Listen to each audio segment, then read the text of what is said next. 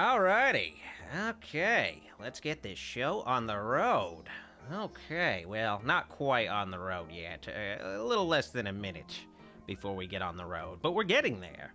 We're almost on the road.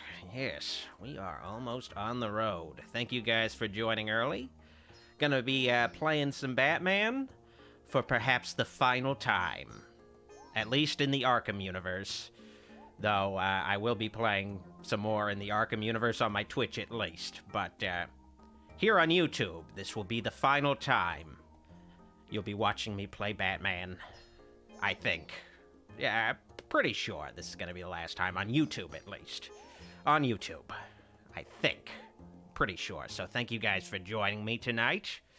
We're just about ready to get started here. Let me check in my... okay, everything looks good. Everything looks good. Alright, now let's get into intro time.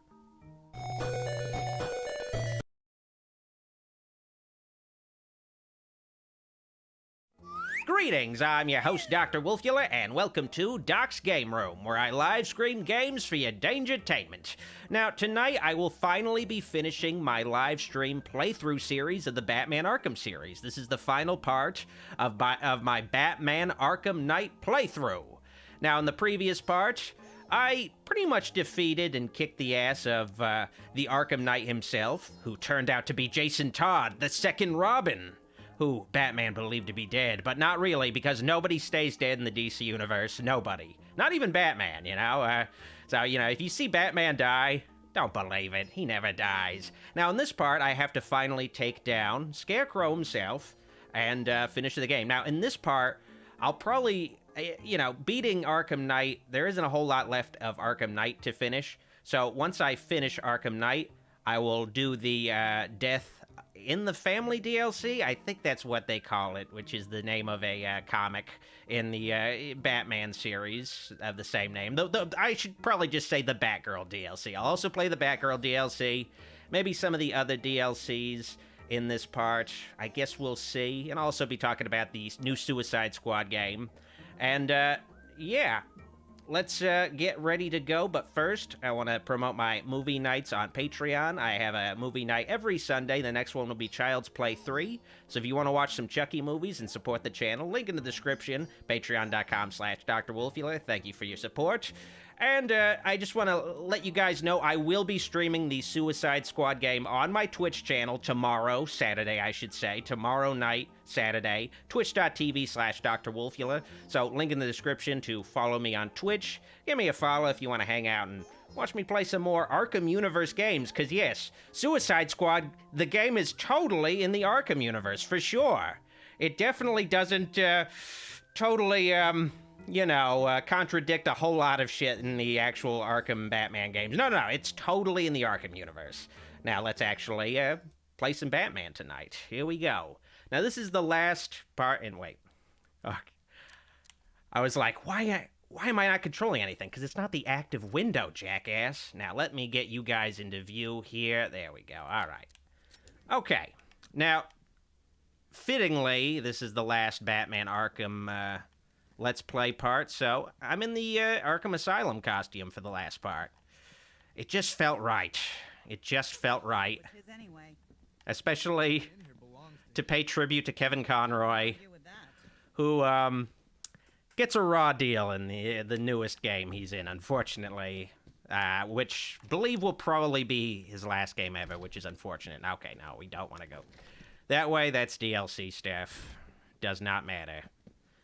No. We need to stay on track and finish the story. Okay. Gotta go this way. I've been playing the Suicide Squad game all day, unfortunately. So I'm like, oh man, how do you play an actual good game? Like, how do you play a good game? Like, trying my best to remember. It's just like, oh, damn. How do you play a good Arkham Universe game? Now, I will say the Suicide Squad game is, like, fun in a sort of mindless way. It's not terrible gameplay-wise. It's just really mediocre, but it has, like, a fun, addictive quality. But the story is terrible, and the gameplay is very repetitive. Like, so far, I think I'm, like, 3 hours into the game. in the Suicide Squad game, and all I've really been doing is going up on rooftops, fighting purple aliens, going up on rooftops, fighting purple aliens. Like, it gets a little old after a while. Thank you for the super chat, Nicole L, asking for a Little Shop of Horrors 1960 for Twitch die-in. Oh, I should also mention that the die-in theater streams are going to be continuing on Twitch.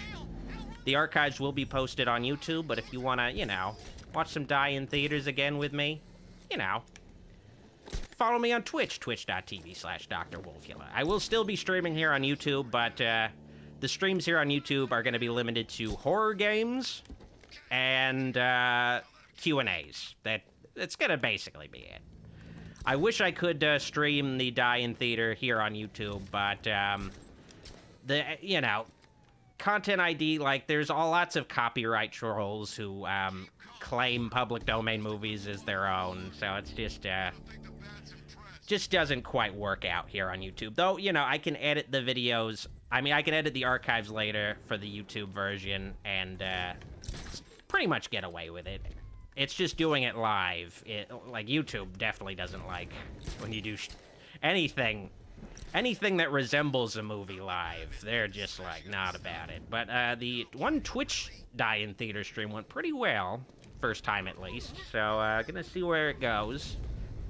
See how things play out. But it seems promising. And I'm glad to be able to continue it again in some form.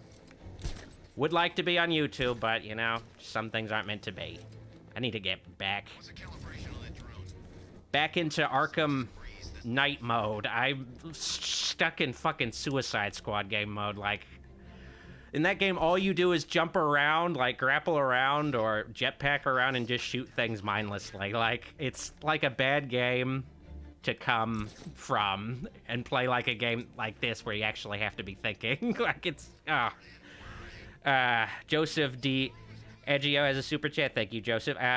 The writing for the League is criminal, Doc, in the Suicide Squad game. Holy, yeah, it's not pretty. It's just the issue with the Suicide Squad game really is the fact that it is, for whatever reason, like, they really insist that it has to take place in the Arkham universe when it doesn't really need to. It just feels like we need to latch on to our last really successful DC Universe game, so we'll just say it takes place in that same universe. It's not necessary, and it doesn't really make sense. It's not consistent, but it just ends up feeling like the game doesn't look or feel like it's the Arkham universe, but the game constantly just says it's the Arkham universe. Like, it just, like, we'll have, like, these lore dumps where you're, like, going through a hallway and, like, in, like, a museum or something, and they mention stuff that happened in the, you know, Batman Arkham games, and you're like, okay, I guess that stuff happened. I don't know how it could possibly work in this version of the universe, but okay, I guess because you told me these things still happen, I guess it's still the Arkham universe. All right. It's like one of those things where you're like, when you're like on the internet and you know somebody's lying to you, but they're just like, trust me, bro. It's just like that. It's just like, trust me, bro. And I don't trust them, especially since it seems like nobody at Rocksteady who worked on these fucking Batman games still works at Rocksteady. So it's just like not even the same crew at all. Like, I don't know. I just can't really trust it at all. It's just, like, it almost feels like, though, because apparently Sefton Hill, who, you know, directed all the, like, the Arkham Trilogy. He didn't direct Arkham Origins, because that was handled by WB Montreal, but he directed the main Arkham Trilogy. He started directing the Suicide Squad game. He apparently pitched it the way it was, pitched the story, like, had everything to do with that. Part of me feels like it was just his attempt. He was basically like, I'm going to be getting out of this company. Like, I'm not going to be part of Rocksteady, so I'm going to make their last game before I leave, like, something that will tank the company. And then I will make my own, you know, my own development studio, and I could be like, oh, I can, like, come to Warner Brothers and be like, hey, I got an idea for a Batman game or something with my new studio. You could be like, oh yeah, the legacy finally continues in some way. Like, I don't know. Part of me feels like it just doesn't feel like, based on this game or any of the other Arkham games, it feels like a game. Like the Suicide Squad doesn't feel like a game that any of the creators behind these previous games would possibly fucking want to make. Like, I don't know what happened with it. It's just so weird. It's like they fired everybody from Rocksteady and were like, all right, let's rehire people from like a mobile phone game developer, or like, let's get some like Genshin Impact developers in this fucking bitch, or get some Fortnite developers or something, because it just feels like a totally different thing. I'm amazed by it. Like, I just can't believe it. It's just crazy. All right, let's get this guy to go over to that wall, and I'll kick his ass. My Video Maker 100 says, rest in peace, Carl Weathers. Yeah, it's really a shame. When I saw he passed away, I just couldn't believe it, because I don't really know the details of all about... Oh, fuck, what are you doing? Oh, shit. Okay, well, luckily that guy got locked in an animation, so he didn't even hit me. Like, I don't know, like, I saw the, I saw the recent season of Mandalorian, and he seemed pretty fine in that, so I don't know what happened with Carl Weathers, like, why he passed away. It's very sad. Because, he's in his 70s, but he seemed like he was, like, taking care of himself. Seemed like he was, doing well, so it's just very surprising. Somebody like that passes away. It's very unfortunate.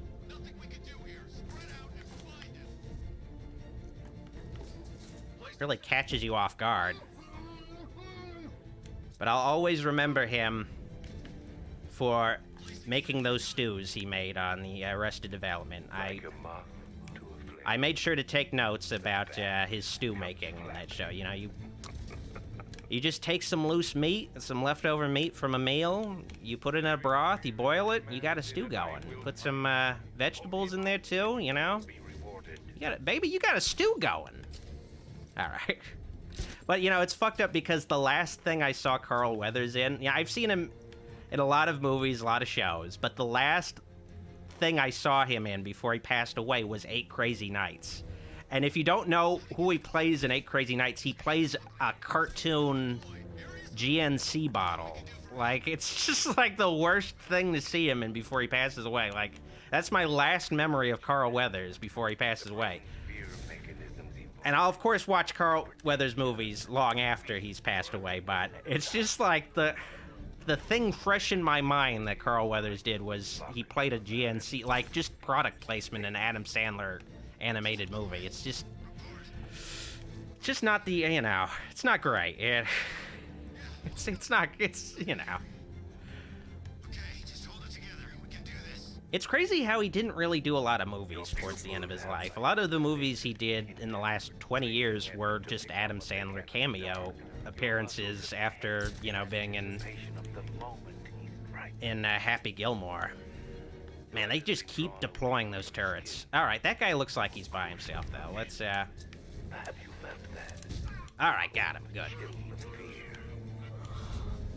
Okay, good. Nobody heard me. Awesome. But yes, rest in peace, Chubbs from Happy Gilmore. Lots of things in Happy Gilmore, I guess debatably have aged better or worse. Because a lot of the movie is just about Happy Gilmore's mentor, Carl Weathers, dying.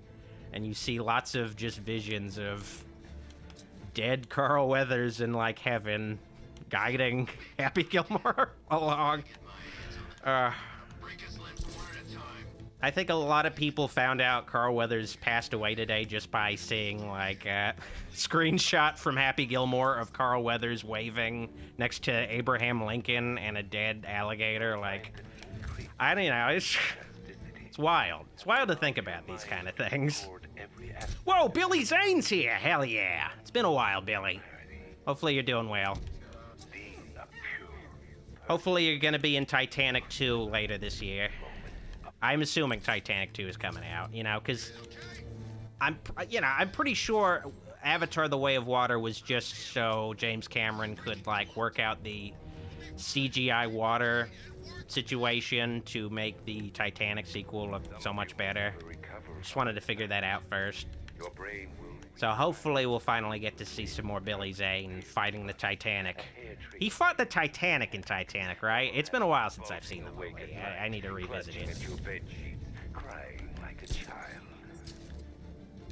Hey, buddy! I guess I could have done a multi-takedown, but no, I'm not gonna do that. This is a freebie. Wow. Damn. Hell yeah. Okay. Alright, 2 guys left. The minigun guys left. Oh, fuck. Alright, does this work on minigun guys? Actually, apparently it does. Okay, good. Come on. Please, please, dude. Just please, guy. Go up the... Just get away from the turret, please. That's all I'm asking for. Oh, wait. Okay, maybe I can still tell him to do shit. I guess just go over there. I don't know. Choose a location to issue orders. Okay, good. I could still tell him to do shit. All right, awesome. Magteeth Matt says Gotham Knights felt more like an Arkham sequel than Suicide Squad Kill the Justice League. It feels like they got it mixed up. Like, it feels like, you know, feels like Gotham Knights was supposed to be the actual Arkham Knight sequel, like, especially story-wise, but Rocksteady was like, no. No, that's our universe, so you're gonna have to just work with what you got. You're gonna have to start from scratch. Alright, just gotta beat the fuck out of this guy, and then we're good. Man, this was a long stealth encounter. But part of that was just me remembering how to play this game after playing Suicide Squad, so that's just how it is. Alright, I'm gonna need to... Oh, shit. I got a few of these turrets left. Alright. Now, where is the terminal? Alright, there's the terminal. It's up there. Alright. But, you know, I'll always have, you know, the Arkham Trilogy to remember Kevin Conroy by, you know? Oh, shit. Forgot I'm not playing, what other game the activate button was that was,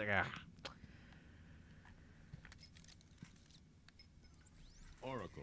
Pressed Y for some reason. It's probably because I've been playing a game where Y was the activate button. Okay, it looks like we lost YSL asks, what do you think of the game so far? If you're asking about the Suicide Squad game, it's like dumb fun, but it's very, you know, repetitive. It doesn't feel like it's giving me a whole lot new to do from mission to mission. I am in the early game, so maybe it'll get better. I don't know. But I think there's one side mission I want to do. One side mission. I need to save Lucius Fox. Lucius is out of contact. I wonder who could be accosting Lucius Fox right now. Let's find out. This is the one side mission I want to do. Alright, let's go. And, actually, okay, well, oh wait, wrong button. Alright, okay. Well, so the only really challenging thing left in the game is, a tank encounter, so I guess I'll just, well, let me see, Vulcan gun, let's just go with that, whatever. Oh, I probably should have went with armor. Oh, wait, I already maxed out the armor, so whatever. Okay, at least the armor's maxed out. Because there's one tank section up ahead that's just kind of brutal. You can cheap it out but I'm going to try not to do that. I know the first time I did that last tank encounter, I did the cheap method to beat it, because I was just like, I can't get behind this fucking tank combat, but subsequently I've, you know, handled it the way they intended you to handle it. Alright, let's save Lucius. But yeah, the Suicide Squad game, it's, you know, it's, I don't know, like, the story is also just really bad. The characters are really terrible. Like, I hate all 4 of the main characters you play as. Like, you know, I like Harley Quinn, but the way they characterize her is just fucking irritating. Like, it's just irritating.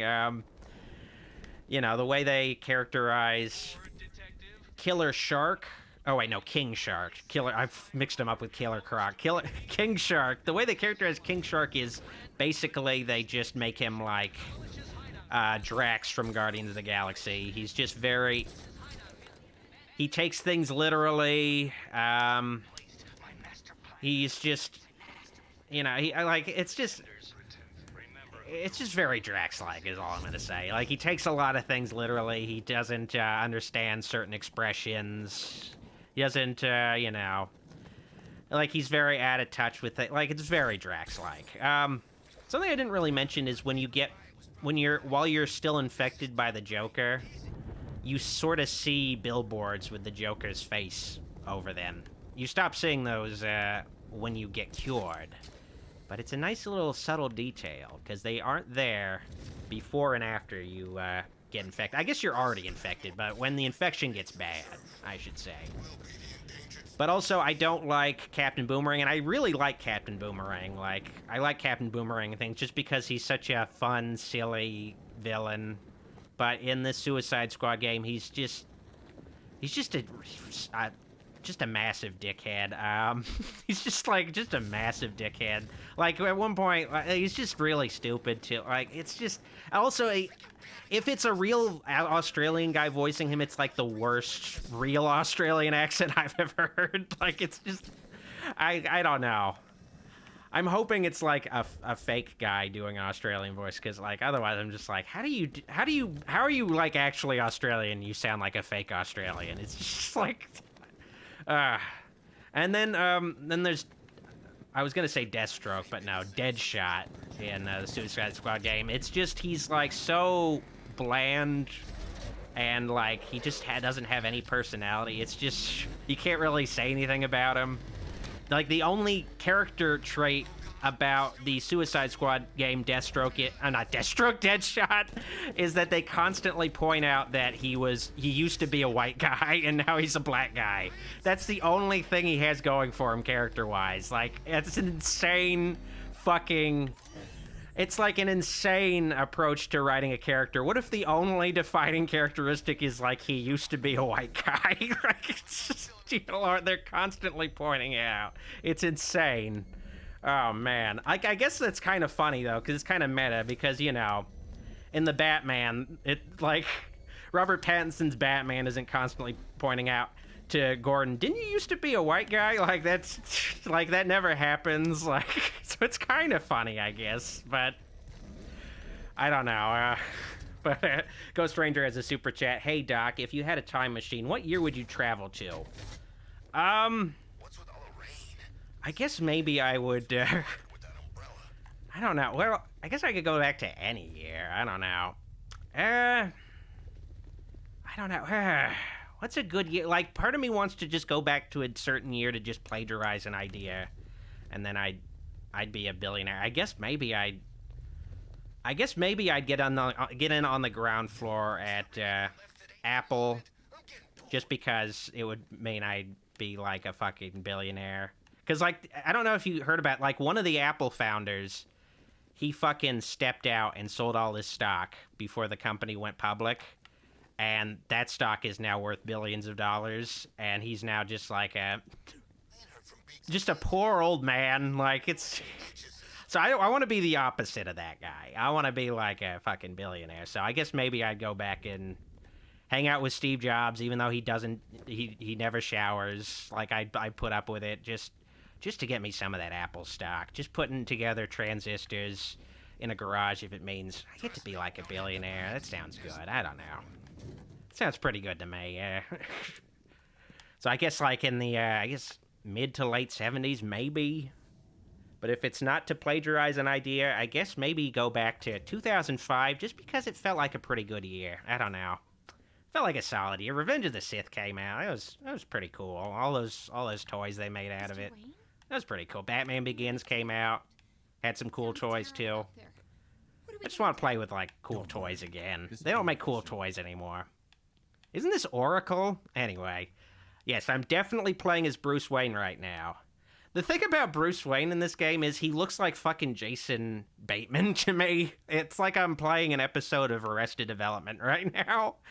Batman has like a different face in every fucking game. It's like they can't decide what he looks like. It's like a totally different guy every time. But this, apparently this is like a 35-year-old, so yeah, Batman's been living a rough life. Boy. Thank you for the super chat, Joseph. Deadshot is Uncle Ruckus from Boondock Stock. Yeah, you know, he's got reverse vitiligo. Revitiligo, I believe is what Uncle Ruckus called. He just keeps getting darker and darker. Rotten Apple asks, stream some Mahjong gameplay. Oh, yeah. That might just happen on my Twitch. Keep an eye out. Twitch.tv/Dr. Wolfula. Won't be happening here, though. All right, time to save Lucius Fox. Where is he? Wonder what's going on here. Well, I guess I'll log into my computer. Check my email.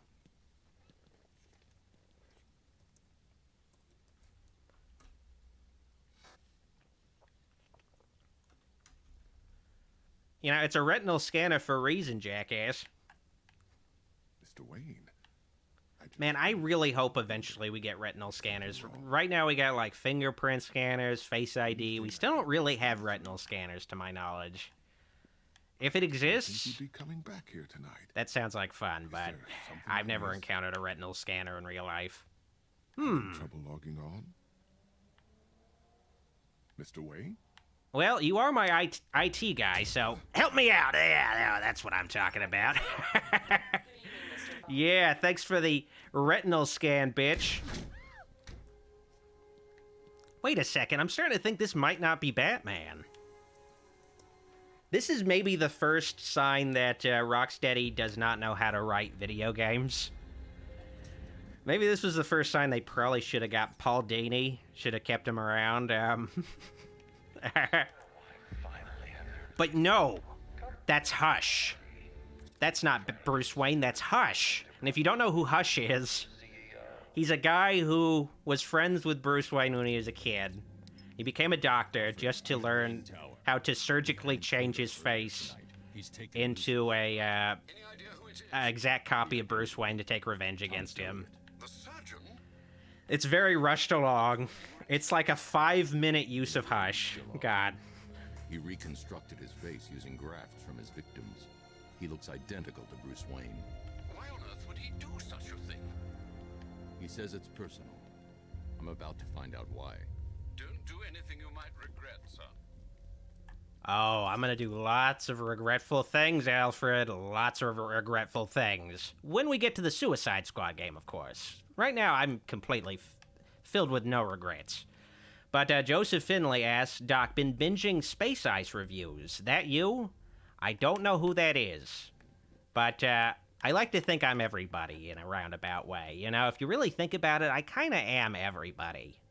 I like to think I'm just a representation of the average everyman. So, yeah, you could consider me whoever this person is.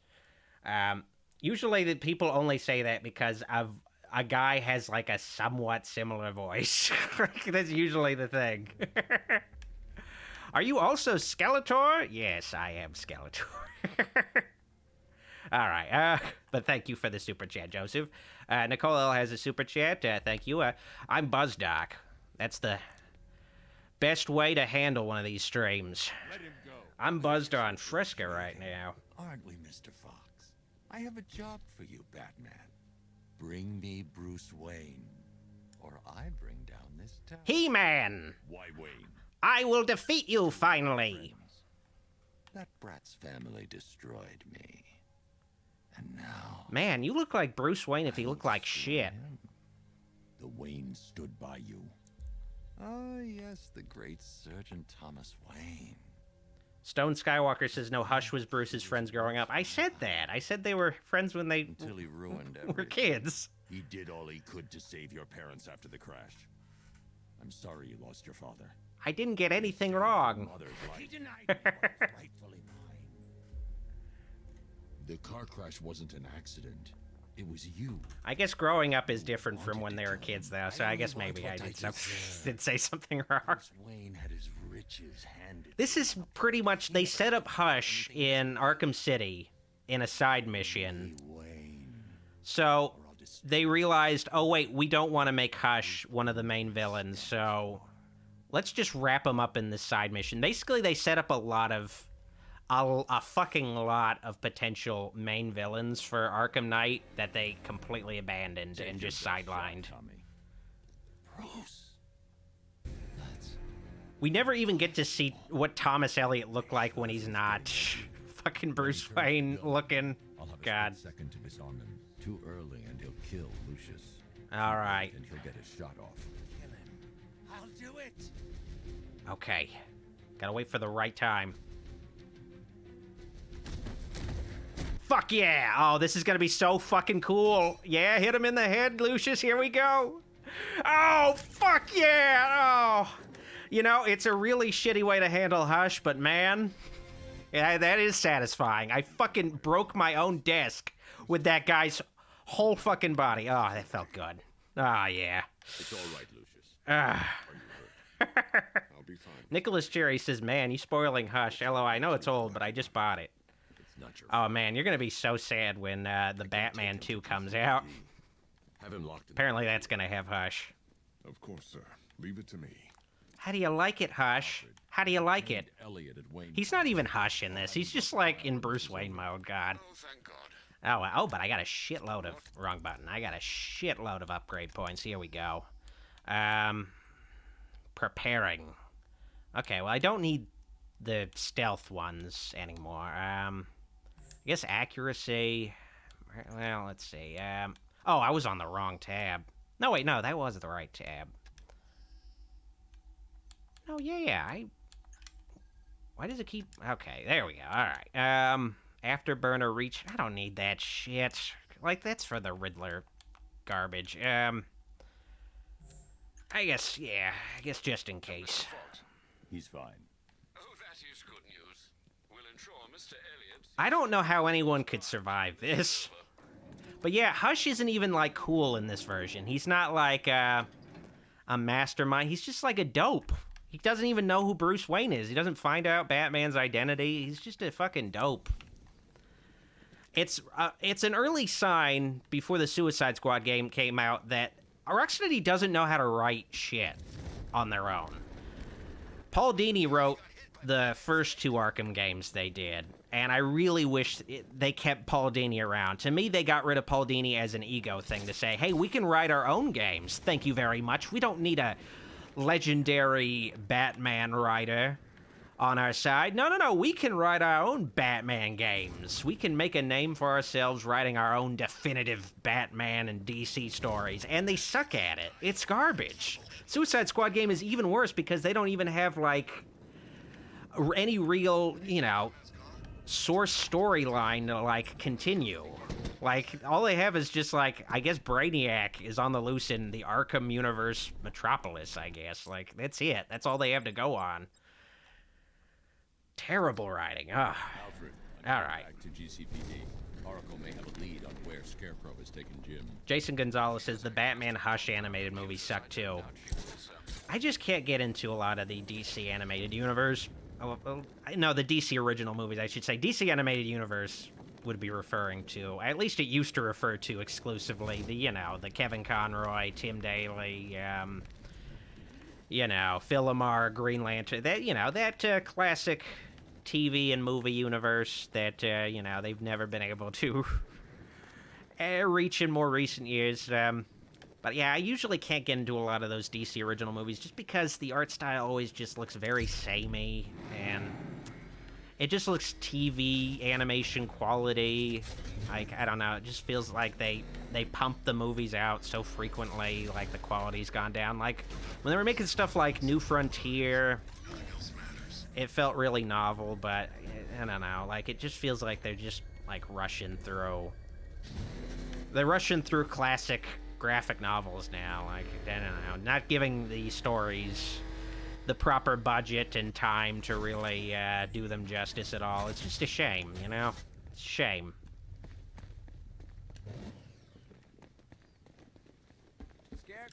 Alright. Also, it does bother me when they change things in the original movies, too. Like, even...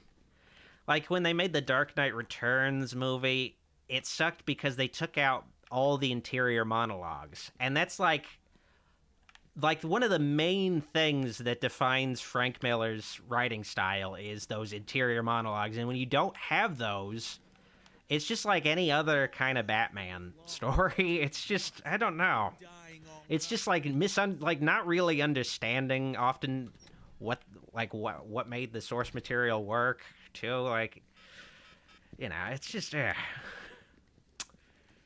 oh well. Oh well. Oh yeah, I'm going here. I'm going to that diamond symbol. Let's talk to good old Barbara. Scarecrow's chopper flew out towards the bay before heading north. I tried bearing Magteeth Matt says, I find it hard to believe that Bruce would join the Justice League after faking his death.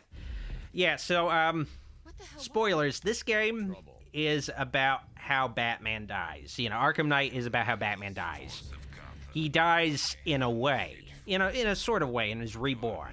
So, you know, we're getting ahead of ourselves here, but, that's basically, you know, what this game Arkham Knight is dealing with. Suicide Squad game completely takes back this game's ending, like, totally, and retcons everything, and basically says, you know, Batman was reborn as a darker figure, but then the Justice League met him, and they made him, like, a regular good guy again, and, he joined the Justice League and met him, and he hangs out in Metropolis now. It just doesn't work. It's just insane. It's so stupid. But yeah, this is basically the point of no return. Well, not really. The point of no return is later, but we're getting to the point of no return at least. Now, hopefully I can handle this tank sequence. Could be a bit of a pain in the ass, though. But, I can always do it the cheap way if I feel like I'm kind of rusty. Why didn't they just come in here with, like, tanks and shoot at me? They came in here with, like, these deployment vehicles without guns and shit. Why would they come here with guns either? They're just making things easy for me.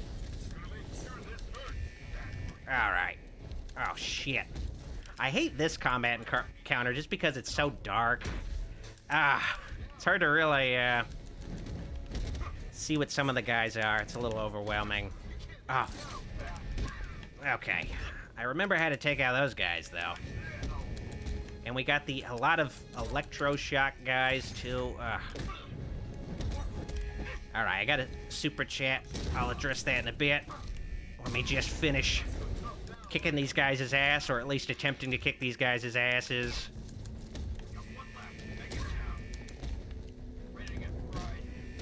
This combat sequence is fucking amazing, and it's just insane to me that this is the same developer that made the Suicide Squad game, a game where you're just shooting at things, like mindlessly tapping the triggers constantly. It's just wacky. I don't get it. Like it's like they made a combat system that's just so fucking perfect for a superhero game, and they replaced it with whatever the hell they replaced it with. Like, it's just mindless shooting.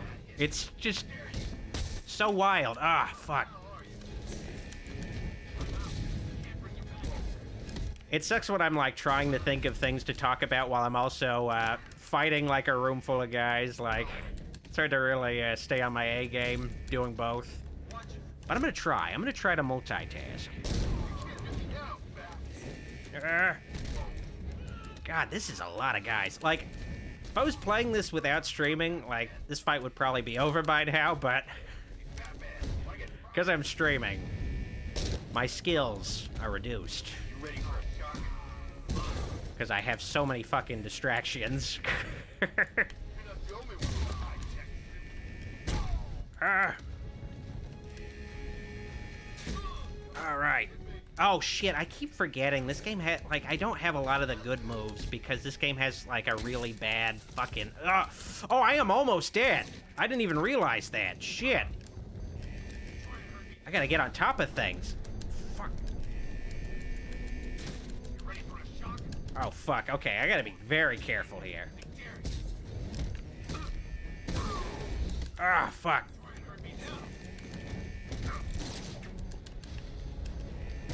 Ah, shit. Okay. I really should have did some practice before this. Ugh.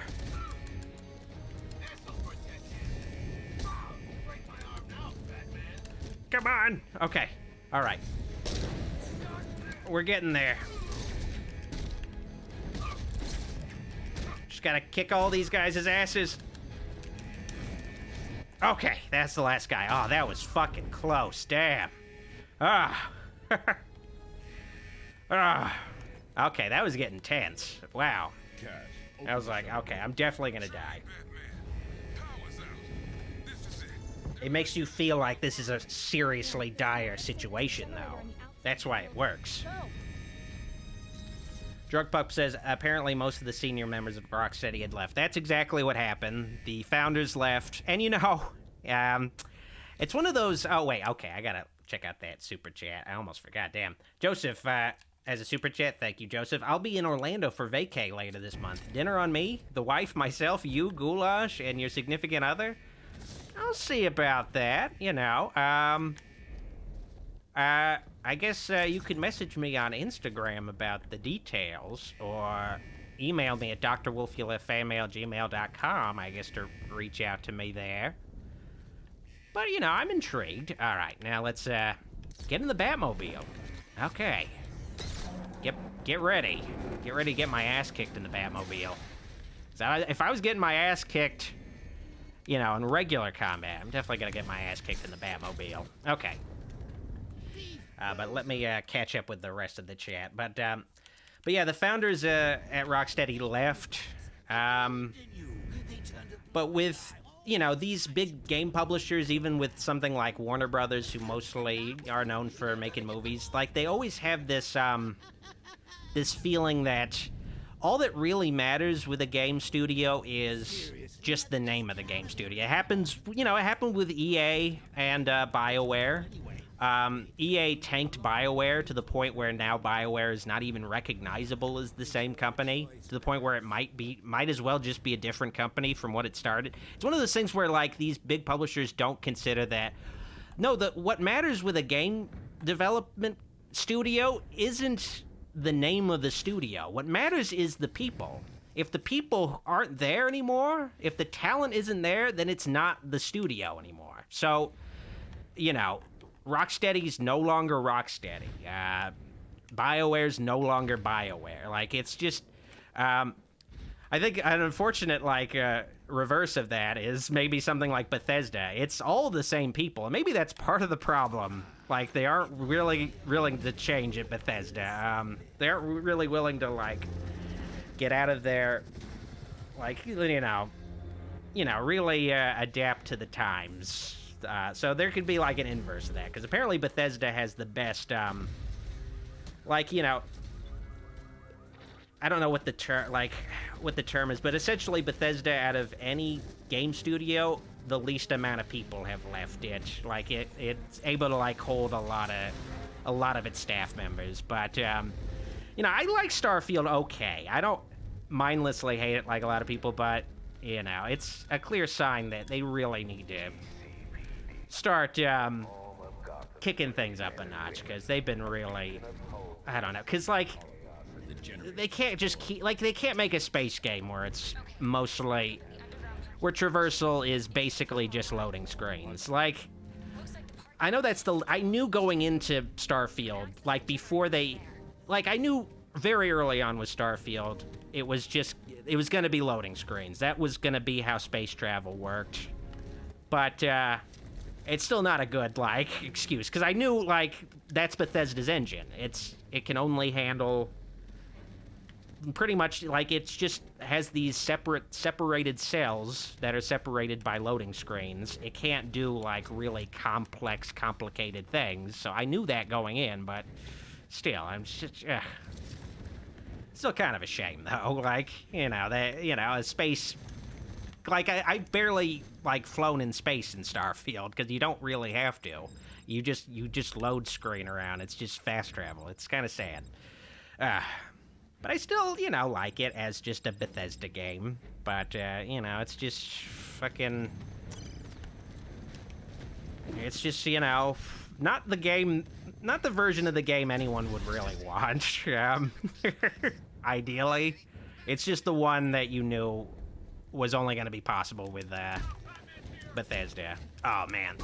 Thought I was done for a little bit with these guys. They have so many of these electric guys. The thing I actually hate about Arkham Knight compared to Arkham City and Asylum is, and I've mentioned this a lot, is the cool thing about Arkham Asylum and Arkham City is that they color code the different types of enemies, so you can easily distinguish what kind of enemy needs what kind of attack done on them.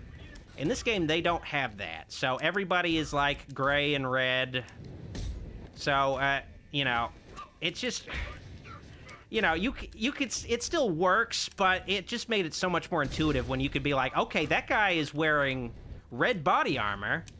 I have to, like, do a beatdown on him before I can, like, kick his ass, essentially. Or, that guy is, like, not red, but not in like, I don't know. It just was helpful. I don't know. I liked it. Just made it, like, something where I could easily recognize what I needed to do just by looking. With this game, you have to, like, I don't know. The crowd of characters really blend together, so it just, I don't know, it doesn't work as well, but...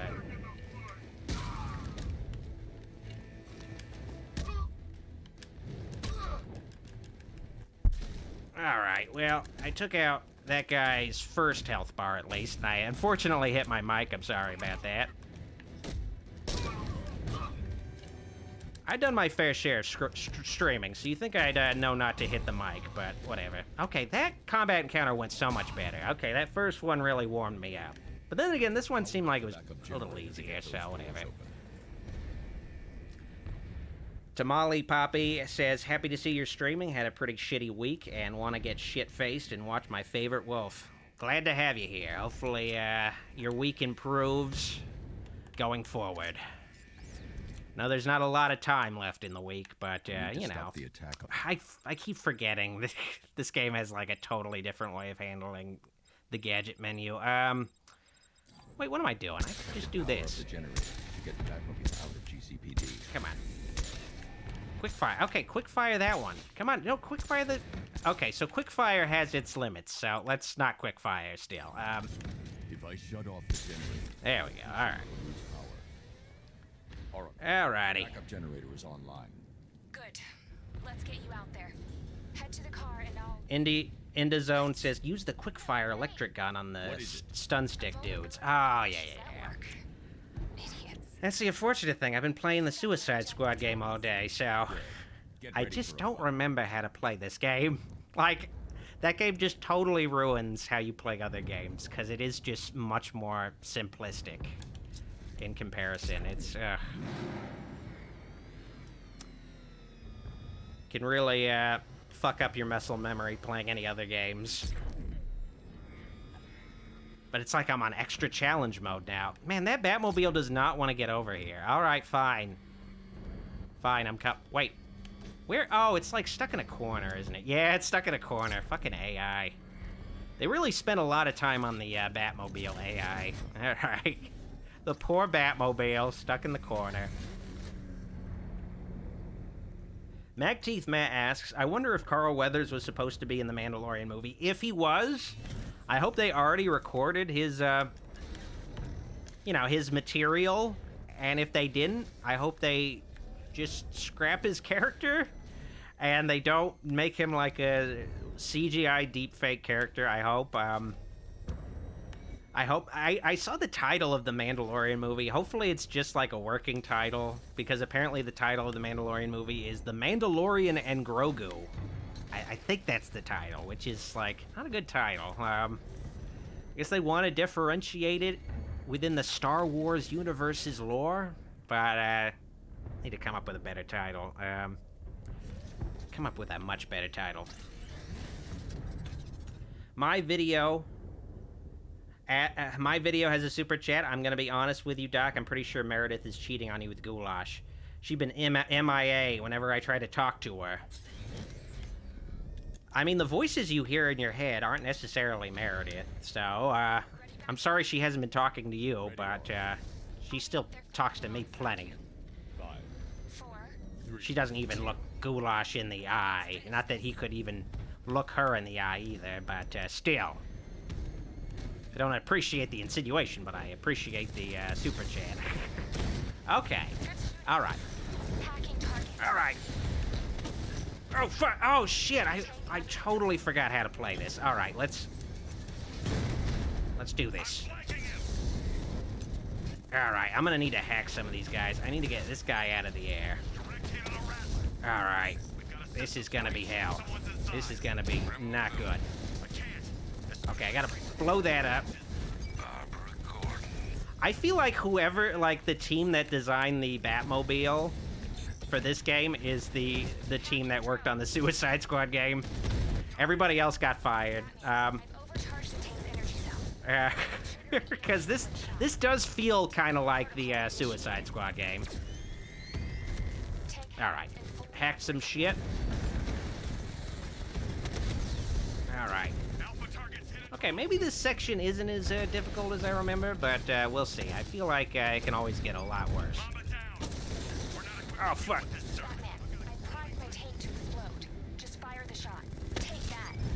Okay, alright. Things are going okay. Oh, fuck. God, those turrets are just... Ugh. Stop it, Batman. Their world is crumbling. Where'd you come from? Why are you in the corner there? Ah, I gotta take out these guys up in the sky, too. Lots of, micromanaging during these fights. It's like, don't forget about the guys shooting missiles at you. Don't forget about the guys in the helicopters. Just a real pain in the ass. All around. Come on. All right. Grow up.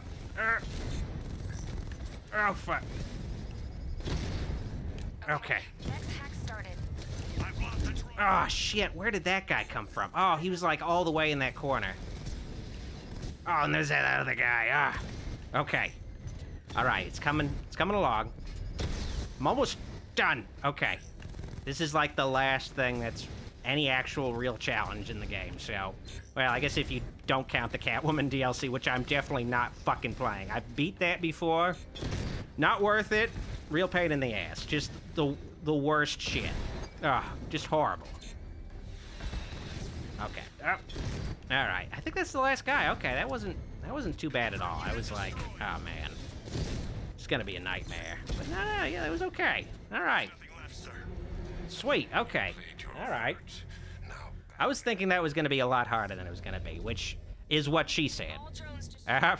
Unfortunately, she said that. I was expecting it to be a lot harder, dude.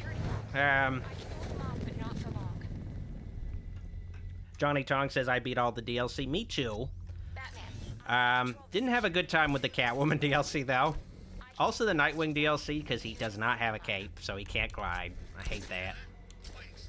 I'm kind of getting used to traversing without a cape with Harley Quinn in the Suicide Squad game. Like, I heard that she's, like, the most challenging for people to traverse, but I've gotten the hang of it, at least.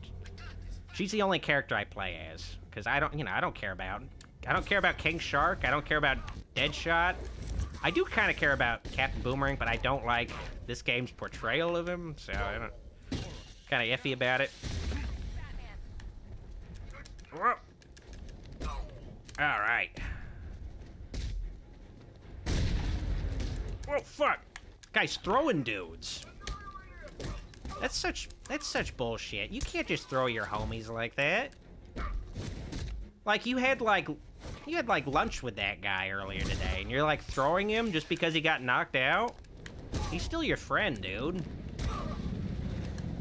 Oh, why didn't that work? Oh well. Alright. Come on. Oh, okay, let's just do a beatdown on this. Oh, wait. Okay, I can do the, there we go. The Oracle-assisted takedown, yes.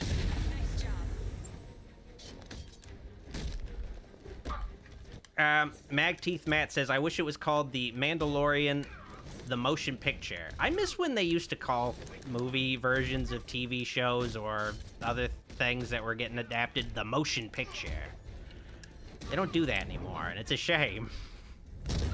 I guess I can't think of a lot. Well, you know, Star Trek the Motion Picture is an example. I guess that's maybe where you're getting the idea.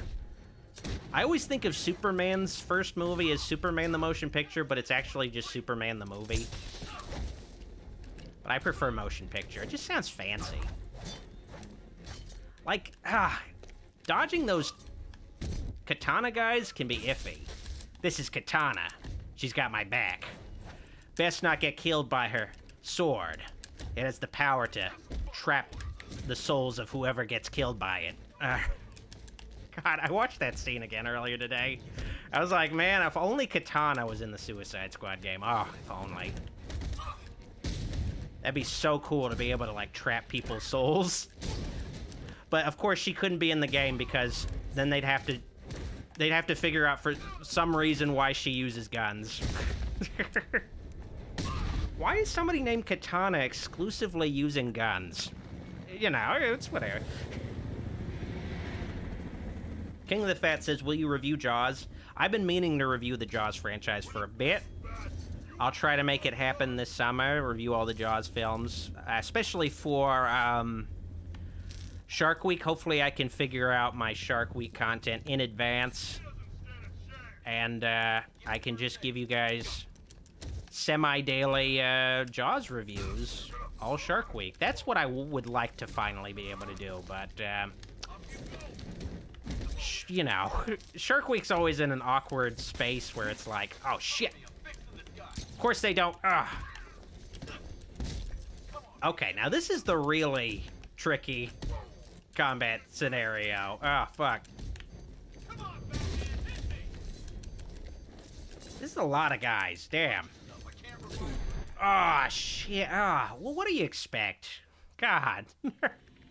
Okay, but we get to see this alternate ending for the game where Scarecrow wins and just fucking kills everybody in GCPD. So there's that, at least. Hopefully I got a checkpoint. Fingers crossed. Yeah, fingers crossed, please. I should have upgraded my armor. Okay. Alright, good. I got a checkpoint. Alright. At least there's that. You know, if I get a checkpoint, you might as well increase my... You might as well replenish my health. I mean, come on.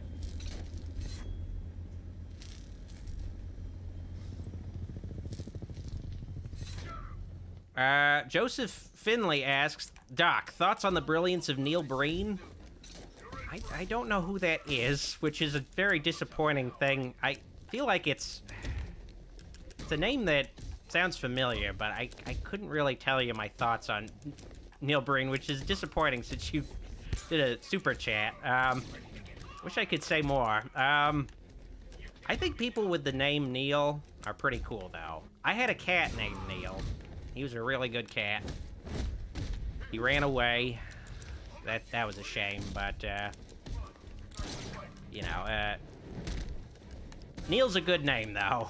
And, it's like an action, you know? It's like when you, you know, when you kneel down, too, or kneel before Zod, so that's kind of cool. I'll always associate, Zod with Neil as well. That guy's totally dead, right? Like, he got frozen. Like, he's dead. Like, Batman killed that guy. Also, I like Dr. Breen from the Half-Life games. Well, no, I don't like him because he's like the bad guy, but still, you know, he seems cool. Magteeth Matt has, ooh, okay, there was one guy left I didn't even see. Magteeth Matt says, Neil Breen and Tommy Wiseau are the greatest directors. Okay. I'm intrigued now. I'm intrigued.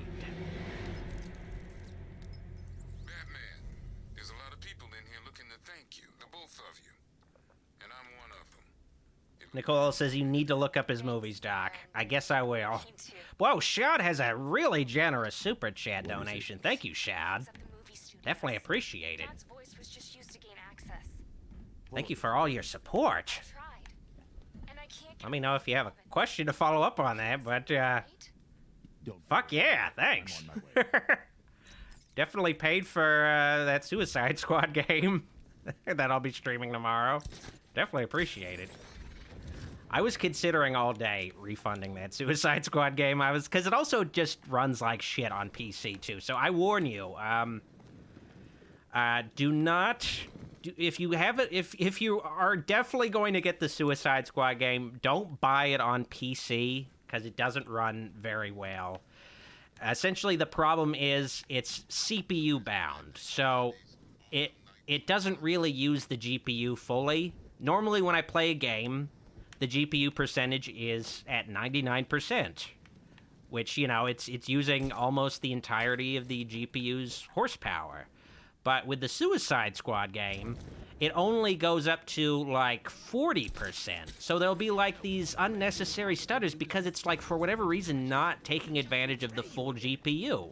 Like, I can run, like, the Resident Evil remake in 4K with ray tracing just fine. Like, I can run so many, like, demanding games, like Cyberpunk 4K ray tracing just fine, like, at 100 FPS, but, like, the Suicide Squad game is just not optimized at all. And it's, like, very misleading because the tutorial sections are pretty well optimized. But that's because they're, like, isolated from the open world. When you get to the open world, then the frame rate goes all over the place, and it's just not consistent at all. It's playable, but it's just not ideal. It's just not great. I keep getting burned on these PC versions. I have a PS5 I could play these newer games on, but I'm just like, well, maybe this time they'll optimize for PC, because, you know, the things that PC can do that consoles can't, like, can be pretty nice. And, you know, you have the, you know, the option for, like, you know, forever backwards compatibility, so I don't have to worry about if I bought, like, The Last of Us on PS5. I don't have to worry. Well, on PS6, there's no backwards compatibility, so you'll have to rebuy The Last of Us when they make another fucking remaster or remake or whatever. Like, so with PC, you know, you buy The Last of Us on Steam, you know, you got it. You got it forever, as long as Steam is still around, at least, I guess. But still, you know, yeah. So, you know, and also I like to buy on Steam just because you also get you get to refund things too, so that's nice. You can't really do that on console either, so I guess maybe my thought process was I'll try it out on Steam. But the issue is I just spent way too much time on the tutorial, so by the time I was past the tutorial, I couldn't really get a refund. I wasn't eligible because you have 2 hours to play the game. That's it. There goes another boy. So here's Harley Quinn, one of the main characters of the new Suicide Squad game. Totally a different character in the Suicide Squad game. For whatever reason, she hates Joker just because, you know, the comic versions, the modern comic versions and the cartoon show versions hate Joker, but at the end of this game, she was still fucking obsessed with Joker. She was still into Joker. Totally retcon it. They make it seem like they hated each other. Like, they made it seem like Harley Quinn, like, hated Joker, so, you know, that's great. Oh, well. Also, when Harley Quinn does her suit up in the Suicide Squad game, she's offered this costume, but she does this, like, Yas Queen thing where she builds a totally new costume because she's disgusted by this costume, what it represents. It's like, you know, like, alright, okay, you fucking decided to dress like this. Like, Joker was fucking dead, bitch. Like, God. Nobody was forcing you to wear, like, fucking corset, a Hot Topic skirt. Nobody had a gun to your head, damn. YSL says you can refund on Xbox. Yeah, that's true, but I don't really. I have an Xbox Series console, but I don't, just because I have PC, it just felt like, it wasn't necessary, so I gave it to my brother, Wolferatu, so he gets to play on the Xbox Series X now. So, yeah. It just felt like, there's no real exclusives. Like, if you have a PC and a PS5, there's no real exclusives on Xbox. Xbox is like, if you don't really want to... If you want a kind of somewhat PC-like experience, but on a console, but it's just kind of redundant if you have a PS5 and PC, it's just not necessary to have an Xbox. I guess it used to be like the one thing Xbox had going for it was you could play Red Dead Redemption 1 in 4K, backwards compatibility-wise. So it had that, but now Red Dead Redemption's on Switch and PS4/5, so now I don't know what it really has. Because I can play Starfield on my PC, so, it just wasn't any reason for having an Xbox still. Xbox is still a great option if you don't have a PC and you're not really interested in the kind of exclusives PS5 has, but if you have a PC, there's no real reason for it. Unless you have a really weak PC. If you have a weak PC, then yeah. Did you see it? There's that, I suppose.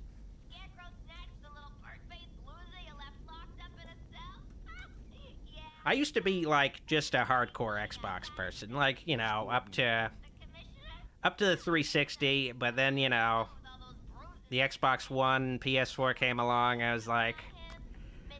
the PS4 just seems more appealing. I don't really... Like, at the time... The Kinect was bundled with the Xbox One, too, and I was like, I don't really need the Kinect. I don't need this thing. Like, no thanks. Eventually I got an Xbox One, and I thought it was great when I didn't have a gaming PC, pretty much just because of backwards compatibility. I could play lots of old 360 games in much better quality with better frame rates. So that was really cool. Like, their backwards compatibility is... fucking incredible, but they just need more exclusives, and the way they're going about getting exclusives is maybe not the best thing. It's not so great when they're just buying these really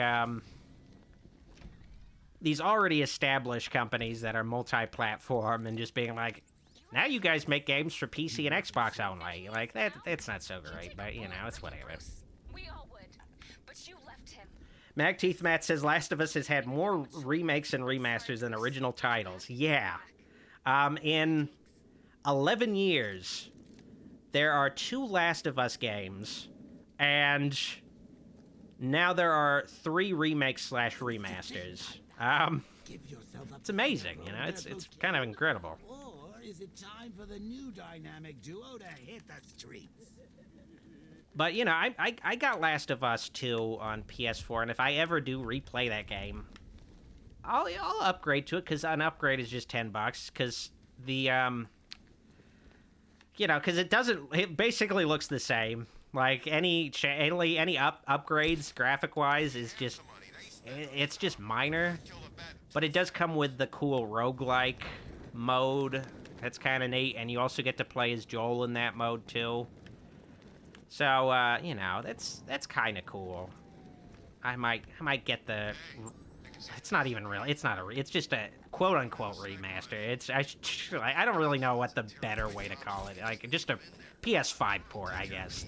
PS5 port with a roguelike mode added on, I guess, is what you could call it. Though, then again, I hated Last of Us 2. Not necessarily for story reasons, just because it felt really fucking padded out. And eventually I was just like, I want this to be fucking done. I want this to be done. I do not care about this other storyline.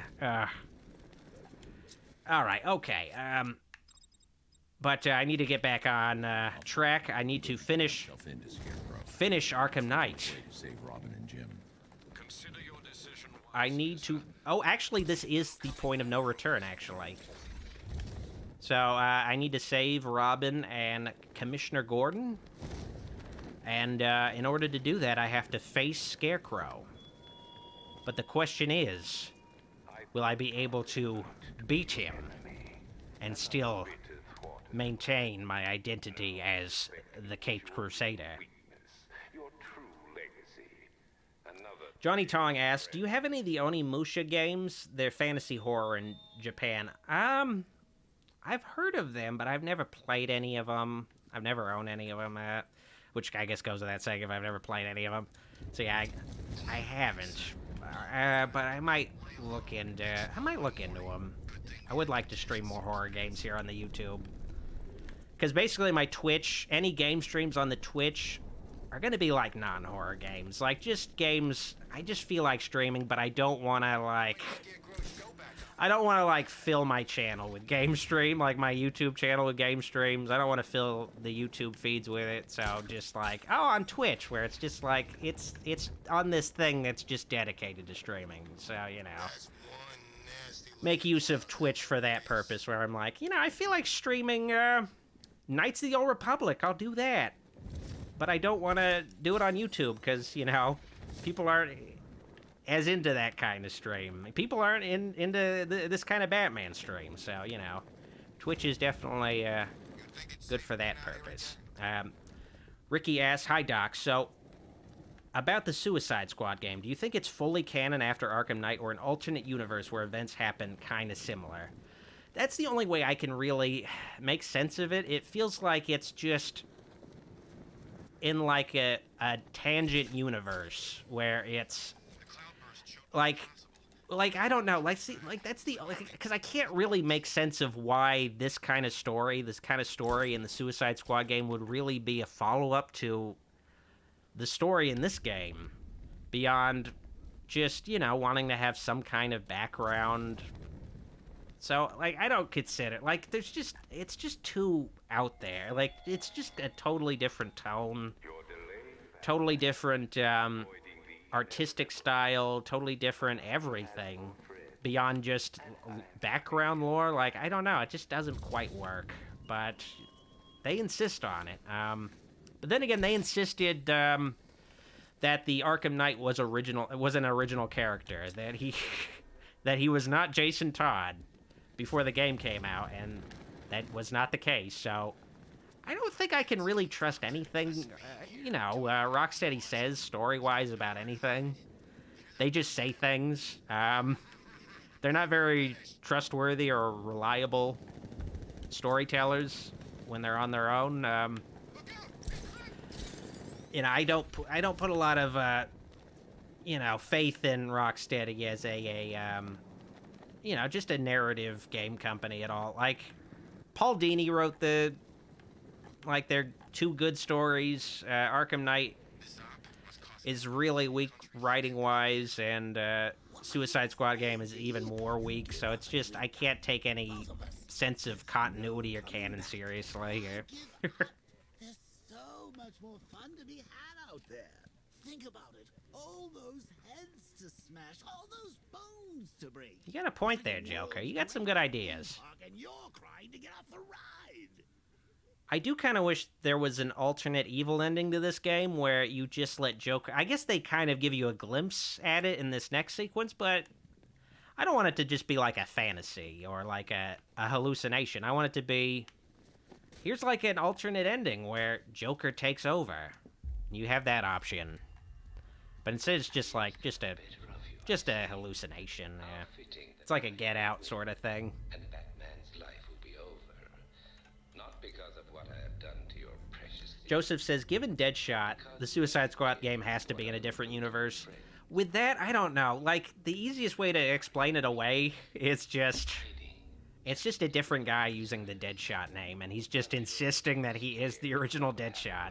Because they do show the white Deadshot in the game as, like, a cardboard cutout. So it isn't even a retcon. Like, apparently in the Suicide Squad game, there was a white Deadshot. There's just two guys named Deadshot. Maybe you could explain it away as, Just like another guy came along and he wasn't very original with his name. Like, yeah, I'll just call myself Deadshot.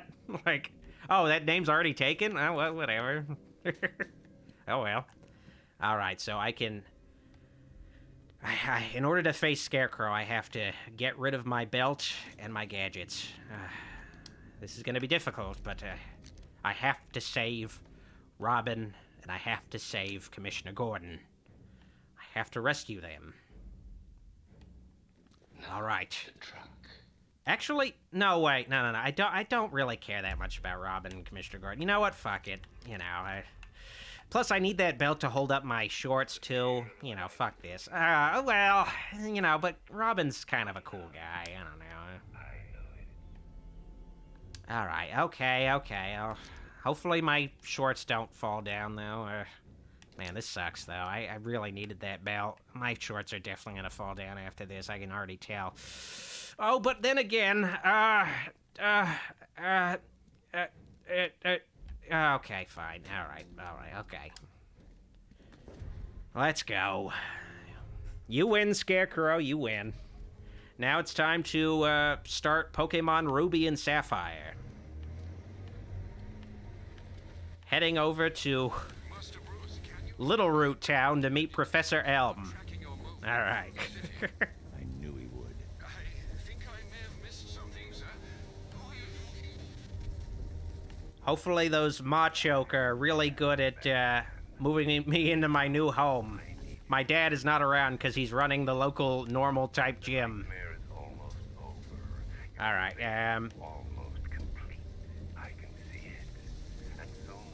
just imagine like a guy driving this truck, like he's like, yeah, I guess Batman's back here. I don't know if like Batman's in the fucking back. I don't know. I'm like in the back of a U-Haul getting sideswiped.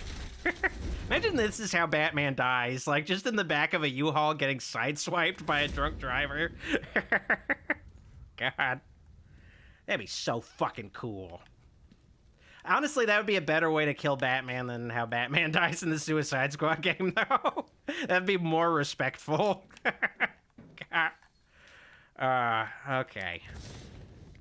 Things are getting really abstract now, because this generation of gaming is all about stories that don't make sense and are more about just being abstract and weird.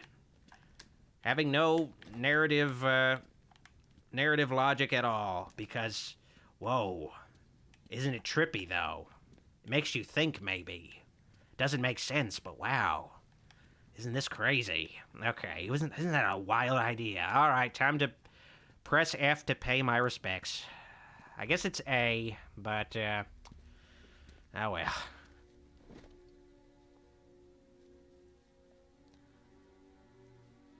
Such a happy couple. Shame about the kid, though. Poor little Brucey never quite got over it now, did he? Well, you're right, Joker. Batman should have just went through therapy. it's time to move on. What was Alfred doing? Like, come on. Just, like, put the kid in the fucking therapy. Julian says this game sucks on the Nintendo Switch. Yeah. Luckily, I have this game on Steam, and I have a Steam Deck, so I get to play this game, like, at at 60 frames per second. Like, at actually good frame rate. Oh, man, that's awesome. Like, portably. That's the definitive way to play Arkham Knight. I'm not even gonna bother with the Switch version. Oh, fuck. I don't know why I'm not just punching him. I don't need to counter them at all. You gotta admit, Bruce, it's kind of fun. Me becoming you, you becoming me. It was written in the stars. But just so you guys know, I am streaming this from the PC version. And the only reason why I've been streaming these games on the PC versions is because they're the only versions that are 60 FPS. Unfortunately, it'd be nice if there were some console 60 FPS versions, but no. PC is as good as it gets as far as these Arkham games. Rocksteady's just been too busy, I guess, just making that Suicide Squad game to optimize their better games. Go on, Bats. You know you want to. Oh, but this kind of goes against the one rule I have. There's only The one rule. Stop me, Brucey, old boy. I don't know. Come on. You've killed me once already. It gets easier every time. Yeah, you got a point there. You're very, persuasive, Joker. Alright, here we go. Oh, but... Oh, shit. Okay, now I regret it.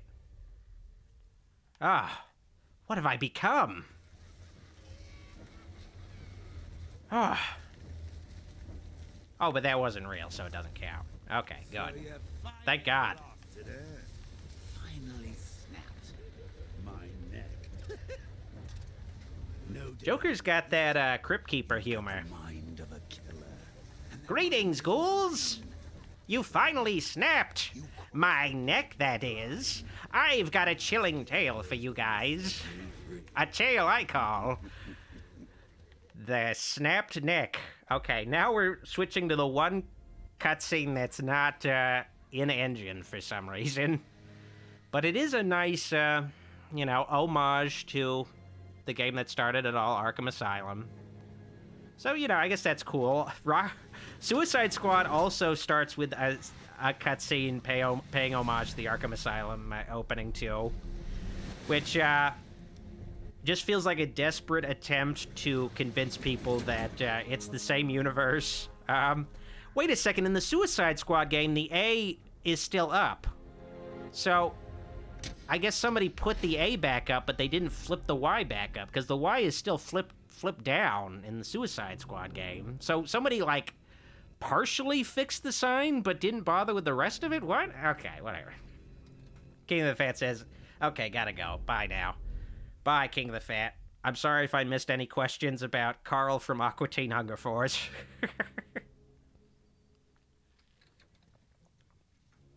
Batman, is that you? I'm sorry, Robin. Are you ready?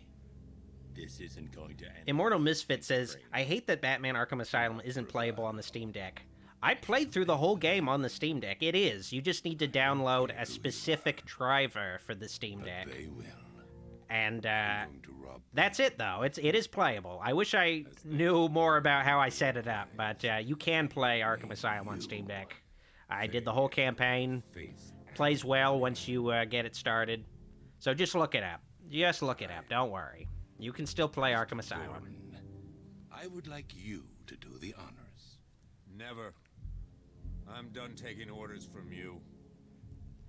Man, you've been taking orders from Scarecrow all night, Gordon. You're such a fucking backstabber. You bastard! God. Take off that mask, or my next shot will kill him. It's okay. Robin, take off your mask. Your little tiny mask. Blow Scarecrow's mind about who you are. It's the end. When they find out who you are, there'll be no hiding. Ricky says, have to admit Rocksteady's Justice League designs are good, but still, fuck WB for canceling Rocksteady's Superman game. WB don't seem to like money at all. Yeah, I mean, I don't really like Flash's design, because I don't like armored Flash designs, so that's the one design I'm not into. I'm also... I like Wonder Woman's design, except for the ponytail. I don't like when Wonder Woman has a pony... Like, I don't know, it just doesn't work so well for me. I guess they want her to look more tactical. Like, you wouldn't have, like, your hair free-flowing and shit, but no, it doesn't work. Because, like, Superman's design is otherwise basically a classic Superman. With only a few liberties taken. But then Wonder Woman is, like, just pretty drastically different. Also, I was a upset upset by the fact that they brought Kevin Conroy back, but they didn't bring back any of the other DC Animated Universe voice actors. So it's always just weird when I hear Kevin Conroy's voice alongside, you know, voice actors that weren't from the animated shows. Like, to me, that works so much better. Like, I don't know.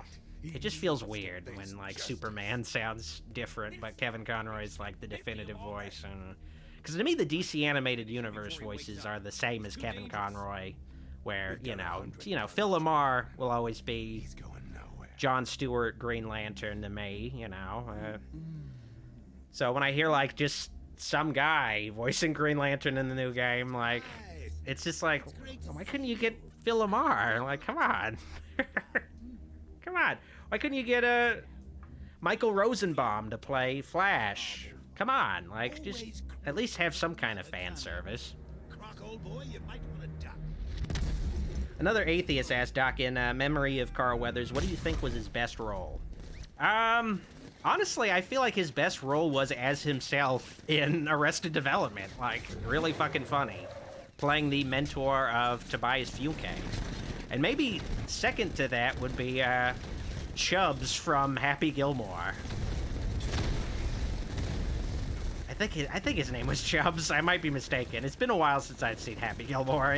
Just his character, the mentor from Happy Gilmore, I should say. That was really funny. Of course, you know, Predator, also fucking awesome. He fucking loses his arm in Predator. That's pretty cool. Badass. This is basically the gameplay of the Suicide Squad game. Like, this is exactly what the game is like. You're just shooting at things. So you could definitely tell the tank in this Batman game was like a precursor to the Suicide Squad game.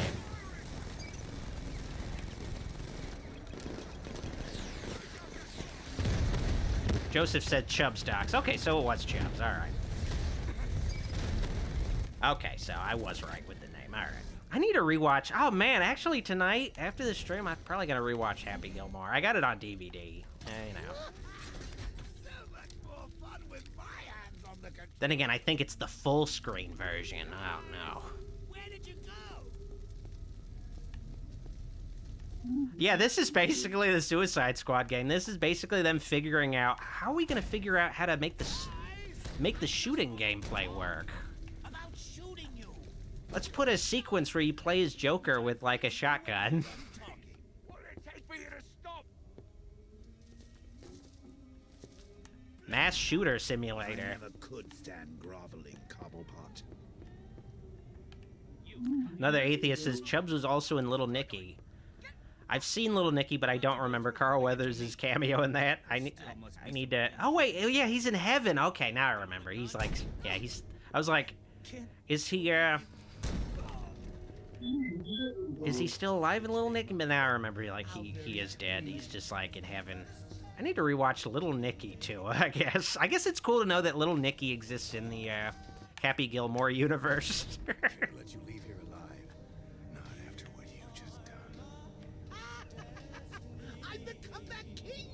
The clown prince! Jacob asks, who do you think is Batman's weakest enemy? I guess I'd have to go with... maybe Two-Face, because look at what happens when I shoot him in the dick. Like, look at what happens when I shoot him in the dick. He dies. You shoot me in the dick, I'm just fine. I'm fine. I got, like, an iron dick. But you shoot Two-Face in the dick, he's fucking done. He's down for the count. So fucking weak, damn. Stop this madness. When I first played this sequence, I was like, whoa, is this like a twist where I am actually just killing all of Batman's friends and destroying Gotham? Is this actually really happening? So this was a, you know, pretty powerful sequence where you're like, whoa, Joker actually won. Damn.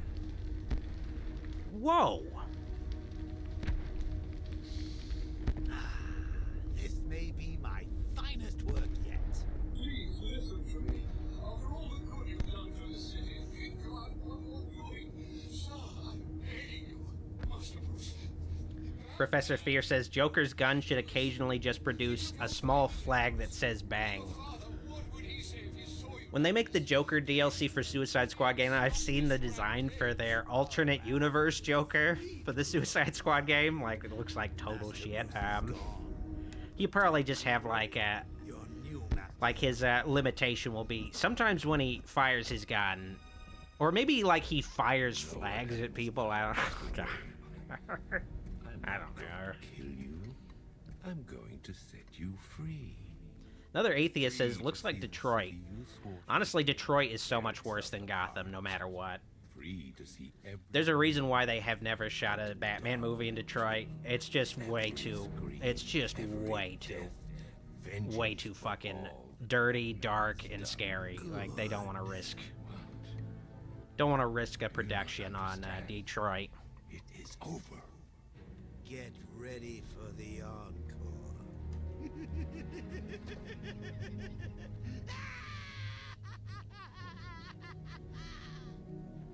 Why aren't you scared? Man, Scarecrow's so fucking lame in this ending. God. It's like, why aren't you scared? I worked so long on this fear toxin. Come on. Why aren't you scared anymore? Alright, we're back to, Call of Duty Joker Warfare. Alright. Bats? Is that you? Oh, Bats. Oh, fuck. We turned on FPS mode. Hell yeah.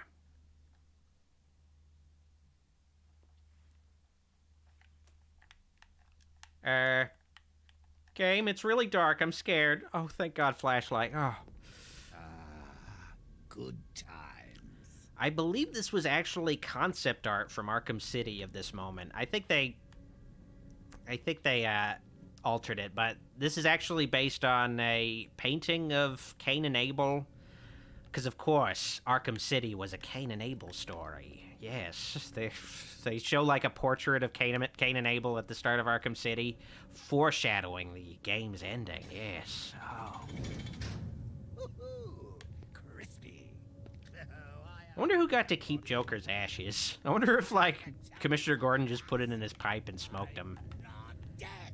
Be great revenge. Oh my God, I guess he wouldn't want to do that, because then he'd get the Joker magic AIDS or whatever Joker infects people with. I guess you don't want that. Never mind. Probably scattered his ashes on the Haunted Mansion ride. Wait a minute.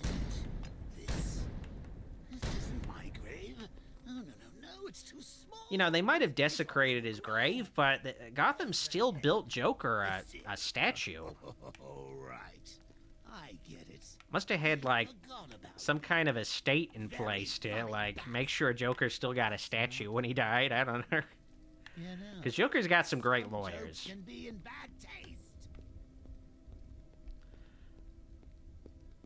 I do kind of wish maybe after the Arkham games, Rocksteady made some kind of horror game, because this is a pretty cool sequence. But no,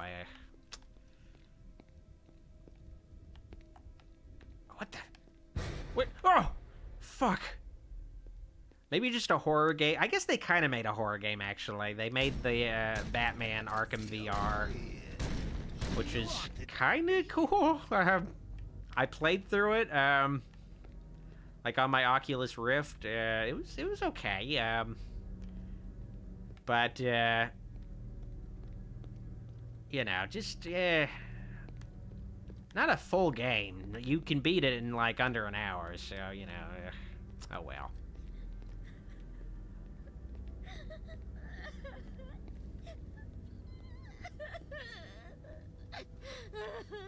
Harley? Wow, Harley Quinn is still distraught over Joker's death. Everybody. I wonder if that would Forgot to send the invite. still remain canon.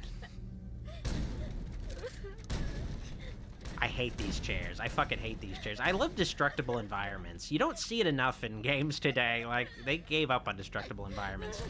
Blow up my ashes. Know what you're trying to Inhale my ashes. do, Yes. and your toxin. You think this scares me?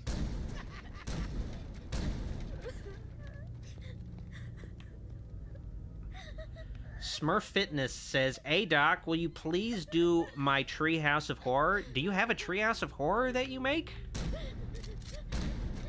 Or are you asking for Goulash to do more Treehouse of Horror vids? Because that, you know, if people want something, you know, just let me know, and you know, let me know that there's a decent amount of demand, and I'll give you guys whatever you want. Just let me know, like, you know, email me or message me, like, hey, I like this thing, and I'll make it happen.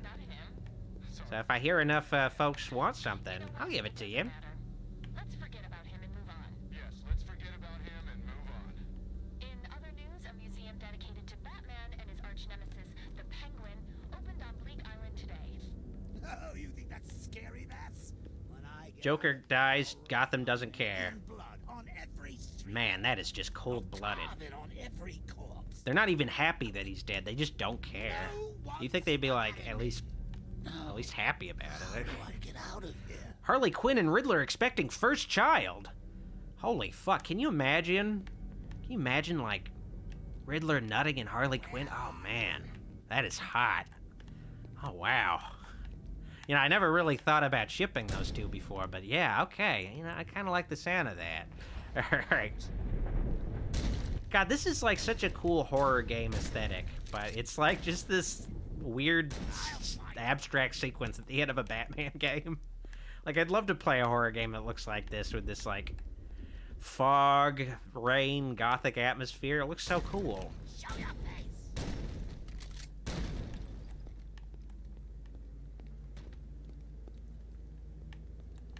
All right, where? Out of ideas, Bats.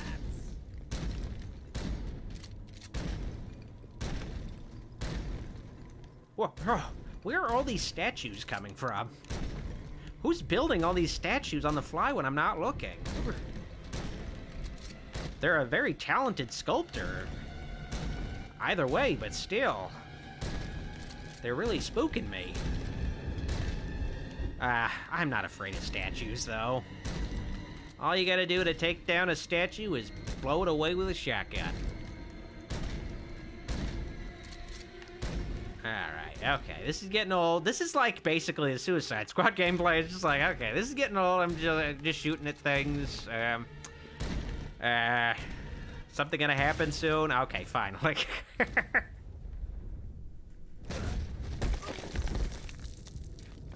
imagine like a God of War sex minigame, but with Riddler and Harley Quinn, where it's just like Riddler approaching Harley Quinn, and you just see like a fucking circle prompt pop up. Okay. That's the DLC they should have made for Arkham Knight. Hell of a ride, but I'm getting off. Okay, I think I'm free of those statues. Those spooky, spooky Batman statues. Alright, let's get the fuck out of here.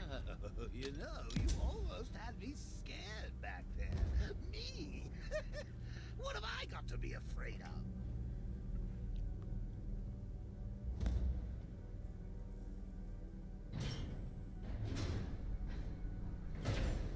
You're afraid of being ashes.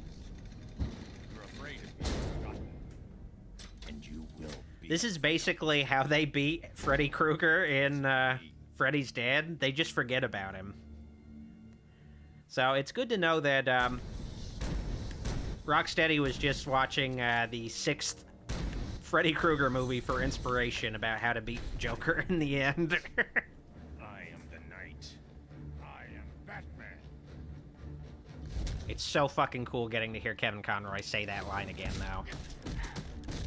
From the Scarecrow, like the first Scarecrow episode of Batman the Animated Series 2. So it's really fitting that he says that line.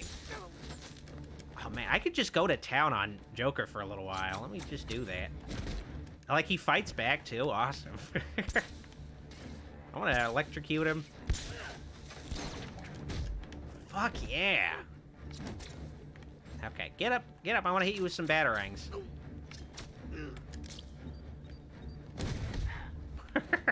Fuck yeah, this is good.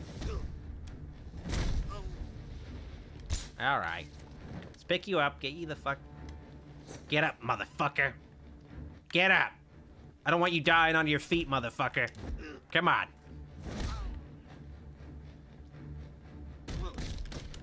Yeah. Like, just imagine, like, Batman is just, like, quiet this whole time, just imagining himself beating the fuck out of Joker. Goodbye, Joker. This is all just happening in his head. Bruce, don't leave me, please. I need you. So I guess that was basically the final boss of Batman Arkham Knight.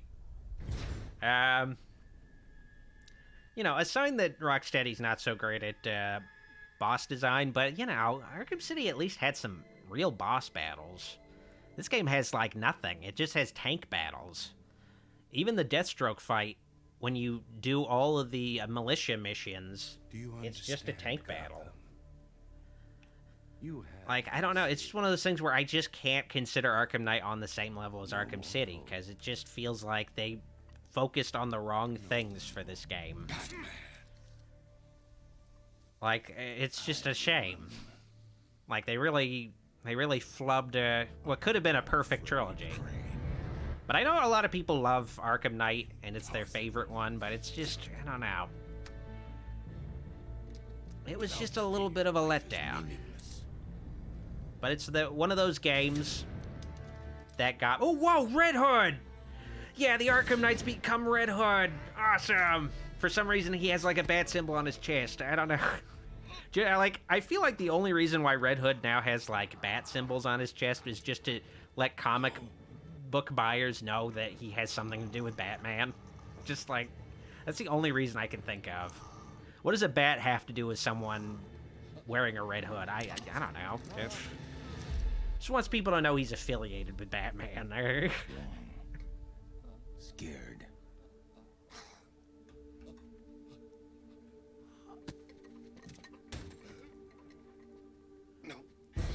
Joe Blueby says, I love Origins. I honestly love Origins more than Arkham Knight.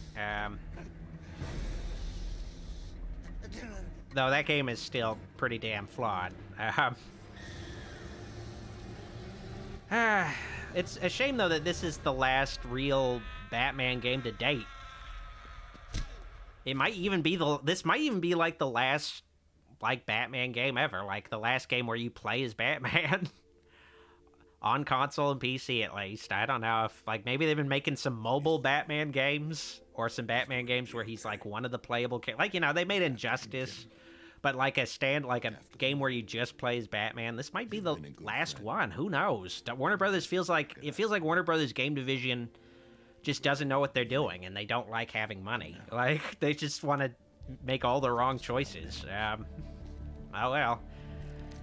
The Suicide Squad game was supposed to be a Superman game, and they recycled their Metropolis map for the Suicide Squad game, because that Metropolis mask was supposed to be for a Superman game. It's why it's such a gigantic map. It's for the sake of you being able to traverse it as Superman. But they're like, okay, well, at least we got this map we can use. So, whatever. Gift you brought us all night. I can't believe he showed up. So Bruce Wayne. Another atheist says, they still make Lego Batman, I guess. I guess there's Lego Batman games. I guess that counts. I don't know. Get used to it. I don't know. I guess they'll still make Lego Batman game. I guess we have Lego Batman to fall back on, at least. Okay, there's that. It's over. The whole world knows. What now? Gotham still needs Batman. For one last night. And then? Prepare the Knightfall Protocol. Are you sure? There's no other way, Alfred. It needs voice confirmation. Martha. Very good, Master Bruce. You can be sure your instructions will be followed. Okay, so here's the thing about this ending. I beat the main story, but in order to see the actual ending of the game, the Knightfall Protocol that Batman just set up, I need to make Gotham crime-free, or at least as crime-free as it can possibly be. And that involves doing all of these fucking side missions. Every single one, especially the Riddler one. Like, the side missions are fine.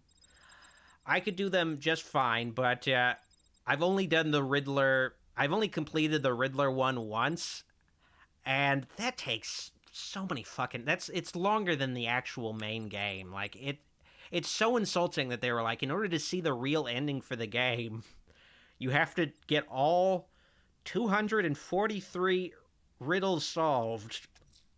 A challenge in the Cauldron train yard. And I guess save Catwoman. I guess there's that too. And I'll win. But Selina's life depends on it. I'm not doing that. So here's the thing. Here's what's going to happen right now. And I guess before I do that, Ricky has a super chat. Doc, have you seen both Justice League X RWBY movies? Not really, because I've never really seen RWBY. I guess you maybe pronounce it as Ruby. That just goes to show I don't really know much about that series, so I haven't seen those. It's like, I do get asked, have I seen the Scooby-Doo Kiss movie? But, I'm a Scooby-Doo fan, but I'm not, like, really all that into Kiss, so I haven't really gone out of my way to see that one yet. I hear it's good, but I haven't seen it, just because I'm not that into Kiss.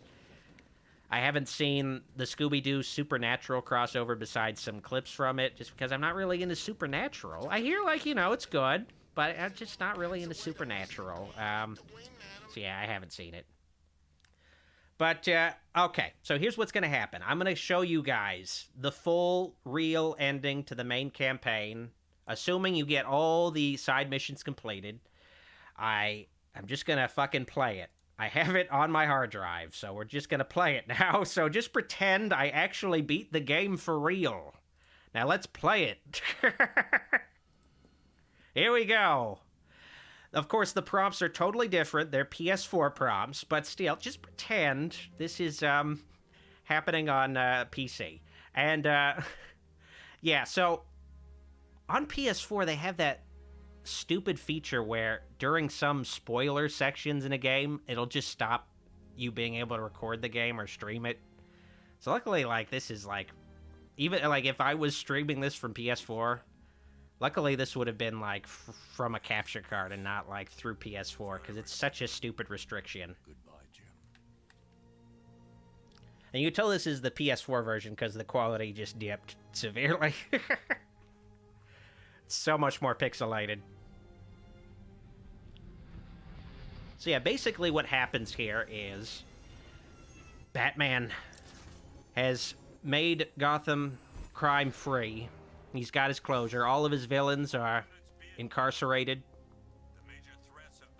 And he finally gets to return home. I just wanted to give you guys some closure, because I didn't want to end this, at least the main campaign, on, well, I didn't do all the side missions, so we can't see the ending. I still need to show you guys the ending. But, you know, this isn't the end of the stream, though, just so you guys know. I will also be doing the Batgirl DLC once we finish this ending, so... Stream is very much still going on. So if you showed up late, don't worry. Still plenty of stream left. Live outside Wayne Manor, following the dramatic unmasking of billionaire playboy Bruce Wayne. It's so cool that he has a jet that's just for carrying around his Batmobile. He never flies around in the jet in any of these games, but he just carries shit with it. I wonder what Batman's carbon footprint is like. It's got to be, like, gigantic. It's got to at least be as big as his cock. Are you sure you want to do this, Master Bruce? I've got to. It's the only way to protect them. Very well. We just saw Bruce Wayne. Now Another atheist asked, Doc, are you going to play the Until Dawn remaster? I'll probably do it on Twitch. I'll probably redo it on Twitch and try to make it so more people survive. Because I never really technically owned the game. I had it through PS Plus. But I don't have PS Plus now, so I don't have access to the game originally. But it'll be cool to be able to play it, like, at a higher resolution and frame rate. It'll probably look a bit better. It's not a necessary remaster, but... it's cool that it'll be on PC, though. I also just love streaming on PC, like PC games, just because it's so much easier to stream. I don't have to hook up my capture card, move my console and shit. It's just all on my PC. So yeah, Batman just blew himself up, seemingly. Seemingly. So I guess that's how the Batman died. He fucking blew himself up. He killed himself. told me the criminals are a cowardly and superstitious lot. I do like this, this reference to Batman's original origin, where he's like, criminals are a cowardly, superstitious lot. I must become a bat. When his war ended, our It's kind of lives cool. could begin again. He set us free to live, to love. Man, Gordon needs to upgrade his phone. Thing's from fucking 2008. There was an inquest, of course. Hundreds of suspects. Who killed Bruce Wayne? Are they playing Scream 2 at the theater? Oh no, it's starting again. Does this mean we might have a new future Batman? Is that how they continue the series? When they have nothing to be scared of. When I first watched Batman 89, I always got confused by the intro because I thought they were going through Bruce Wayne's origin story. Like, I thought that was what was going on with the family getting mugged. But no, it's just like, I guess, Batman stopping... Well, he doesn't really actually stop that family from getting mugged in Batman 89. He just beats up the guys who mugged them later. But I don't know if he gives the family back their money. He doesn't save them in the moment. He just shows up later. Like, I guess here at least, you know, he saves that. It's so weird how, like, it's playing out just like Bruce Wayne's origin story now. You know? Very coincidental. Pearl necklace getting ripped off, too. Nobody getting shot, at least. That's nice. It's not as unhappy. I don't know why this guy's specifically a Two-Face thug, according to the subtitles. Well, what the... Whoa! Holy shit! Oh, man, I can't wait to play the 4th Arkham game where you get to turn into that thing. Whoa! Fucking awesome! Okay. Oop. What the hell? Okay, so... Yeah, alright, let's get this out of the way. So, that was, Batman Arkham Knight.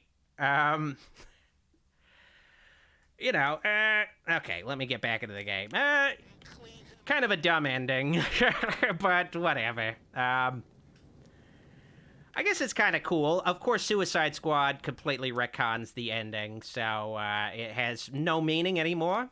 Batman just... Basically, at the end, Batman becomes like a Scarecrow toxin-infused, like, scarier version of himself. He abandons his Bruce Wayne persona and just becomes this darker version of Batman. But the Suicide Squad game reveals that Superman and the rest of the Justice League meets up with Batman. They calm him down, and Batman just joins the Justice League and goes back to just being regular Batman. Yeah, so, you know, just not a great ending, but just completely undone later, too, and given an even worse ending, a worse conclusion to the Arkham Batman. So, yeah, just kind of sad. Just totally sad. But enough of that, though. Enough of that disappointment. Let's play... You know, there's a few Arkham episodes. They're all kind of very... Most of them are inconsequential story-wise. They're very short. But the Batgirl DLC is the actually the most story... You know, it's got the most story for it, so it's going to be the one I play for the rest of this stream. It's a prequel before Oracle... Well, I shouldn't say. Before Barbara Gordon gets shot in the spine and loses the ability to use her legs. She ain't got no legs. She ain't got no legs, Lieutenant Dan. So we get to, you know, I guess experience what Batgirl was like before she was like a lame computer hacker. Yeah, you know, it's kind of cool. I don't know. Same place Batman got his? Where you going? Oh, well, Caesar asked what happens with Batman joining the Justice League and Suicide Squad. Well, yeah, I basically went into it. That's basically what happens.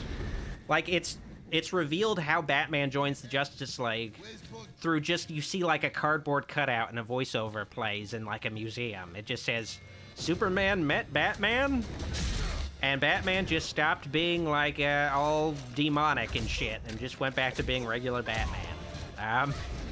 And then he gets taken over by Brainiac and starts like just using guns and just killing tons of people. Like, Tim, where are you? God. Got your call.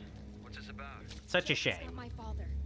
But I believe this sequence takes place, I'd say maybe a year or so before the events of Arkham Asylum. No, Joker's It can't have taken place too long before Arkham Asylum just because Tim Drake is already Robin, and it's revealed like Jason Todd, you know, Jason Todd didn't stop being Robin. Like, he didn't seemingly die until a little while before Arkham Asylum. So I don't know what the timeline is. It's just before Arkham Asylum. That's all that matters.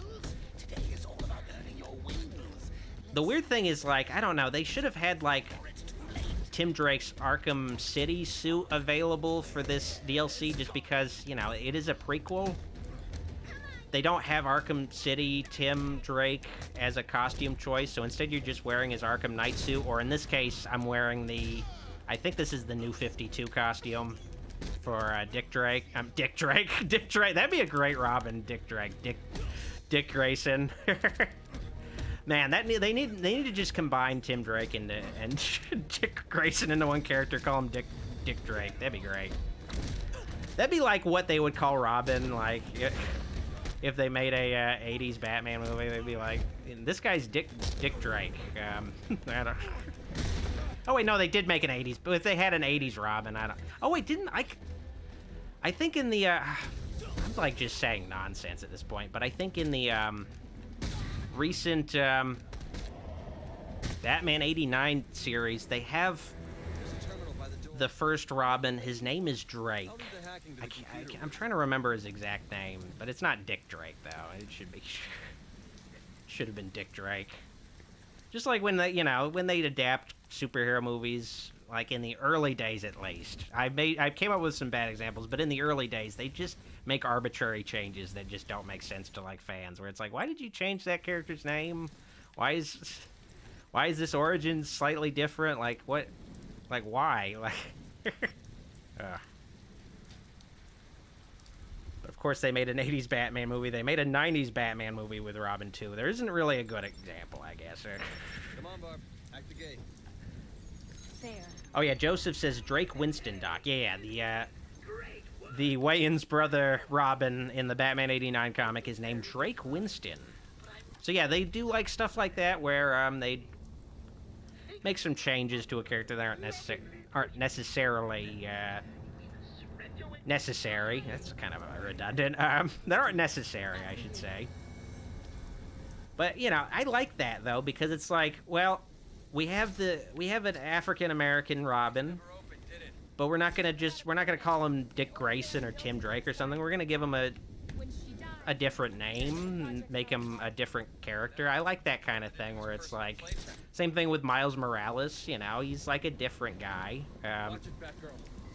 It's not just, well, here's Peter Parker, but now he's black. I always like that much more. It always feels a lot more earned. It always just sucks when it's like, okay, this character with the same name is just like, a different race. It always just feels kind of lazy when something like that's done. All right. Joseph has a super chat. Doc, Calendar Man is in the crowd at Wayne Manor. I never really noticed that. Learned something. What am I supposed to do here? Okay, hold to select hacking. Okay, I'm still hacking shit now. All right. I forget, like, because Barbara Gordon's whole thing later is that she's a hacker. She's still hacking stuff when she's Batgirl. That's still her thing. So she's her DLC is really big on hacking in general. All right, that's her shtick, because otherwise she's pretty much just like playing as Batman. It's kind of a shame they didn't really give Barbara any other skins, because I'm not really a big fan of the Arkham Knight design for Barbara's Batgirl suit. Kind of wish they gave you some other options, just because it looks way too armored. It just doesn't look like it would be from the same era where Batman's wearing like, because this is a prequel to Arkham Asylum, so this is like an era where Batman's like wearing like underpants on the outside of his suit. So it's just, I don't know. Feels like it should be like a different sort of aesthetic. That was easy. This isn't over yet. Focus. What's going on with her fucking cape? Where? See, it used to be simple. I blow things. Now this is a prequel, so the only thing really different with Joker though, to get that across, is he's wearing a top hat in this. He's in trouble. He'll be okay. I don't know why, but I guess it's kind of cool looking.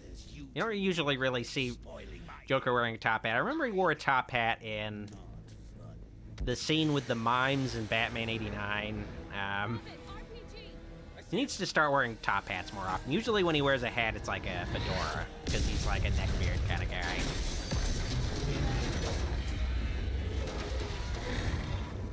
Johnny Tong says Ashley Green voices voices Barbara in this. Yeah, I wasn't a big fan of them recasting Barbara for this last game, though. A little shaken up. And speaking of Ashley, the voice actress that plays Ashley Williams in Mass Effect, and also Daisy Fitzroy in BioShock Infinite, she played Barbara in Arkham Asylum and City. I don't know why they recasted her. She was still available. I don't know. Just felt kind of arbitrary, but then again, I feel like you see a lot more recasting of things just for the sake of wanting to better sync up the motion capture with the voice performance, I guess. At least in some scenarios. I guess, I don't know, because a lot of the voices changed from game to game.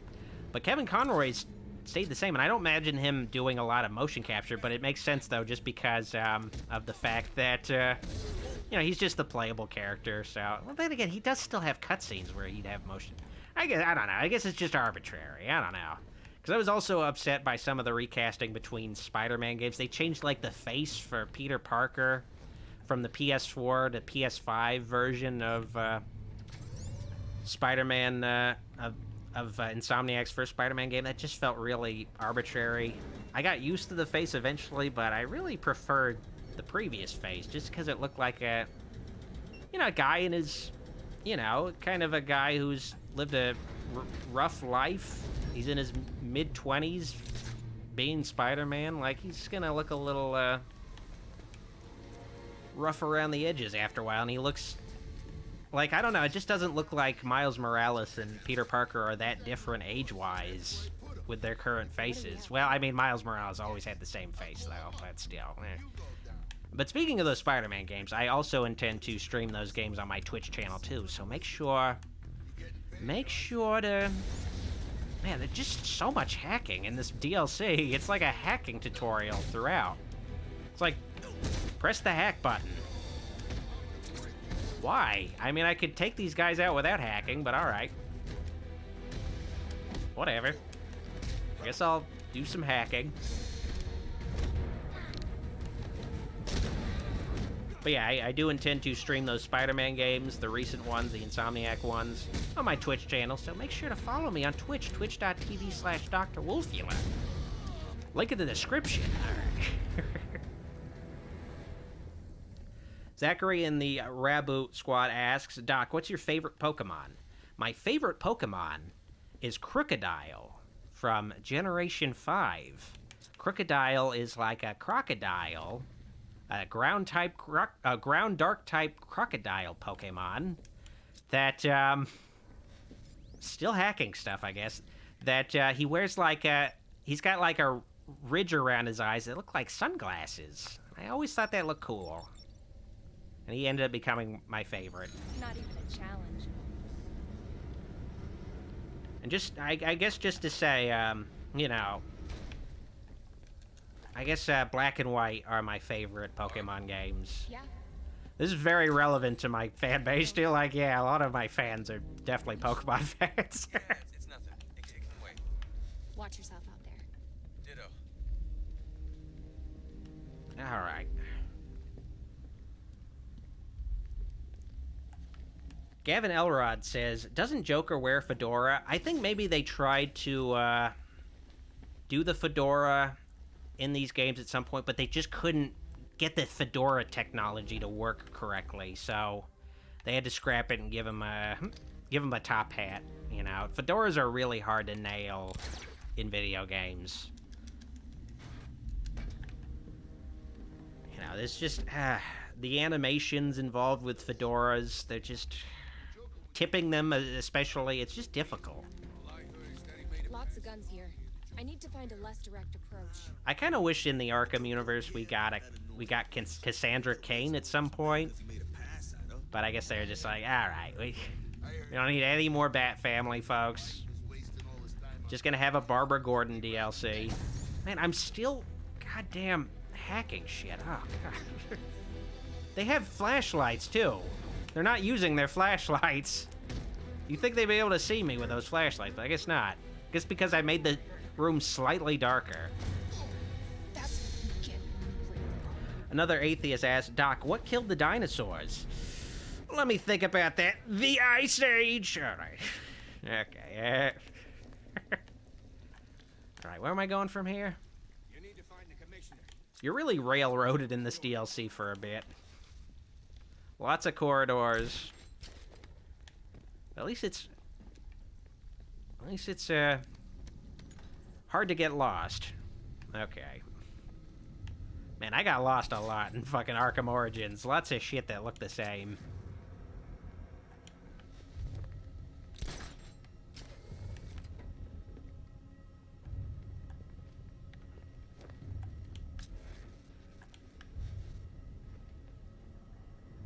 Alright, let's see.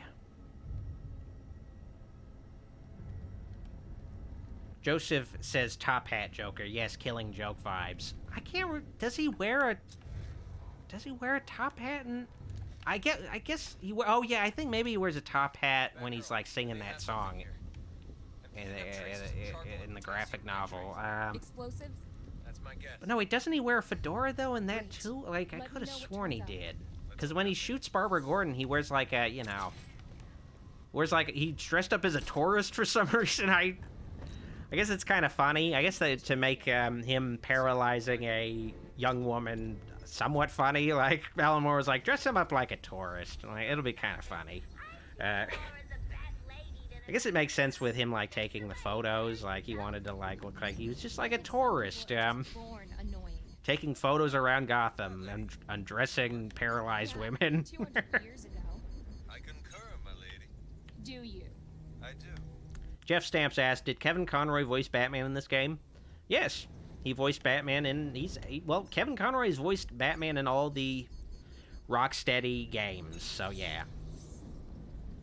I guess I don't even know why they had to, I guess it's nice that Kevin Conroy had this final role at all. I guess there's that. It's not a respectful final role, but I guess we get to hear. It's cool to hear Kevin Conroy some more after his passing. So there's that at least with the Suicide Squad game. It sucks that he's like playing like a really bastardized version of his iconic character, but I guess it's cool that, you know, we get to hear more Kevin Conroy, that's made possible. At the same time, people do, like, I don't know, you know, like, people act like Kevin Conroy was forced to play Batman in the Suicide Squad game, but no, he chose to, so, you know, he knew what he was getting into with the material. Didn't have a gun to his head. It wasn't like, because he definitely wasn't doing it for the money, because he had to have known by that point he was really sick, so he had to have done it just because he wanted another opportunity to play Batman, so definitely by his choice. What's going on here? It's just a shame it's just not a great portrayal of his character, but, you know, it was his decision to,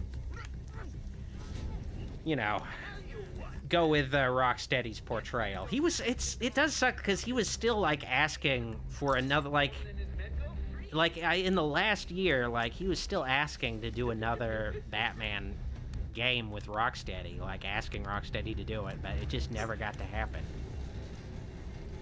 Imagine, like, you know, we could have gotten so many more Batman games with Kevin Conroy if Rocksteady weren't just like dicking around like with whatever they were doing, like wasting time for nearly a decade. Like it's a shame. Would have been really nice. I sort of wonder if he told anybody involved with the DC projects that he was sick at all. Like if they would have got him to just record a lot of stuff, like, okay, we're gonna just have you play Batman in everything we got in the works right now, just to get as much of you, just to give people as much of you as possible while we still can. Like, I don't know, like, I don't know why I can't stealth take down this guy. I don't know why I couldn't do that. I was just behind him. Oh well.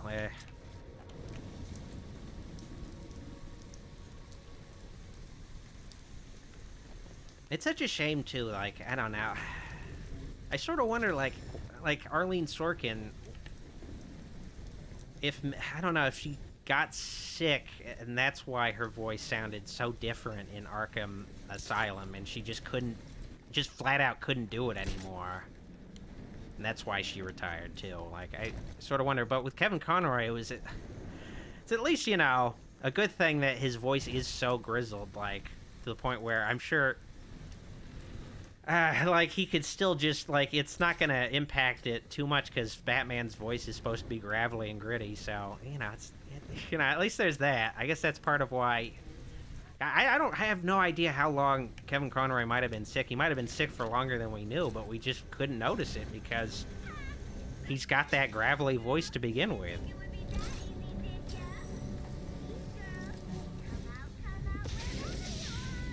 Getting into grim territory, like, okay, I gotta stop talking. No, don't. I can take care of it. Okay. Find I gotta focus on taking out these Joker henchmen. I wonder, like, if Joker has, like, a good healthcare plan, and that's why, like, these guys are always so loyal to him. Doesn't seem like they ever, like, pay up all that. He doesn't seem like he pays up all that well. He got so scared of Batgirl. He's like, whoa, it's Batman with tits. Oh, I'm cowering in fear. Okay. Okay. You know, Batgirl is a formidable opponent, but I wouldn't necessarily be, like, scared of her, like, in the same way I'm scared of Batman. I'd just be kind of horny for her. All right. All right. It's Batman if he was a hot redhead. Oh, shit, I'm shitting my pants right now. Okay.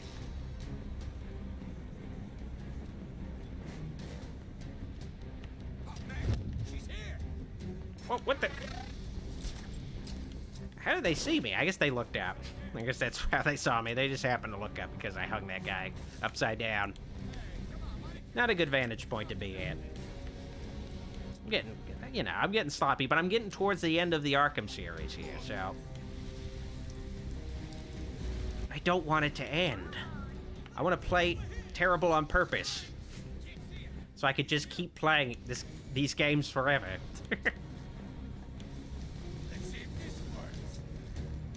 Oh, shit. No, jump out.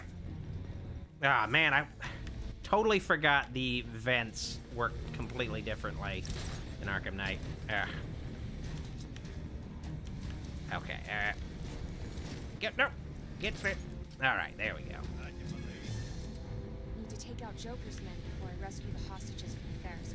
Vidiot Savant says, Bruce Greenwood does a good Batman voice. He's my favorite after Conroy. I don't know, anytime I hear anybody else play Batman, I just think, you know, it's serviceable. I did like RoboCop, Peter Welker as, you know, older Batman. That worked pretty well. Generally, I don't, you know, a lot of Batman voice actors are serviceable. I did like Reno Romano as the Batman, just because I like... You know, I guess a less dark, younger Batman. Because I feel like that was Kevin Conroy's one weakness as a Batman voice, is he can't play a young, inexperienced Batman. He just sounds like, all right, this is Batman in his prime. This is Batman that's been around a while. He's dark. He's edgy. Anytime he would play a younger version of Batman, I just couldn't accept it as much. He just sounds like just like too established. Like, you know, it just sounds too, like, I don't know, like he just couldn't sound like a younger version of Bruce Wayne. Like, you know, that's the one weakness, which is part of why, you know, I think they used they recast the roles for Arkham Origins. Just, you know, Kevin Conroy playing a young Batman just wouldn't sound right, you know? It just wouldn't sound right, you know? It'd sound great, but it just wouldn't sound right as a young Batman.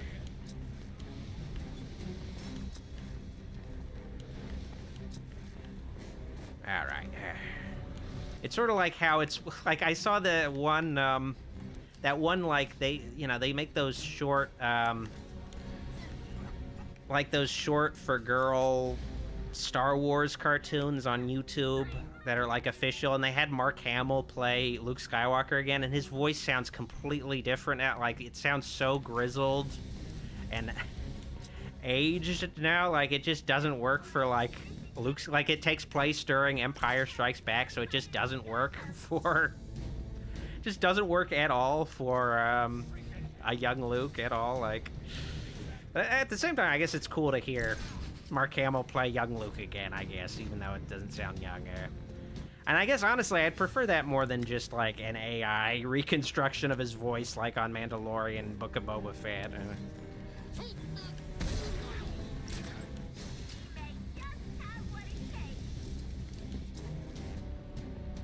Man, honestly, I miss when Harley Quinn was just like a henchwoman, or like just a supervillain. I hit my mic. Or just like a supervillain. I like that so much more.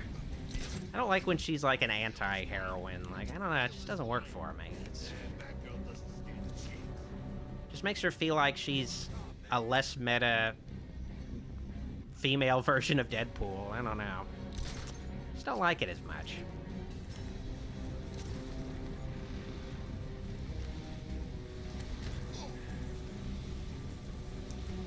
Alright, let's see here.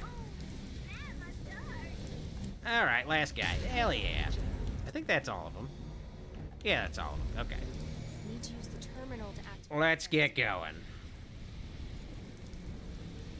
Oh, but Gavin Elrod says, women are pretty scary, Doc. Yeah, I guess you're right. I'm always so afraid to talk to them. Oh no. Alright. It's a girl! Okay.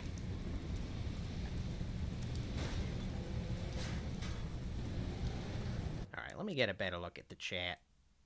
Okay, good. I was like, oh, shit. Is the stream still going? Okay. Need to get the hostages down. Oh, I gotta get... Okay. Oh, I gotta arbitrate, like...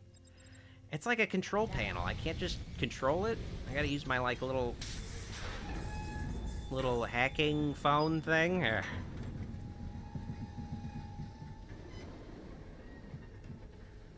The Unusual Mullet says, honestly, this is the best DLC in the Arkham games. Cold Cart is a close second.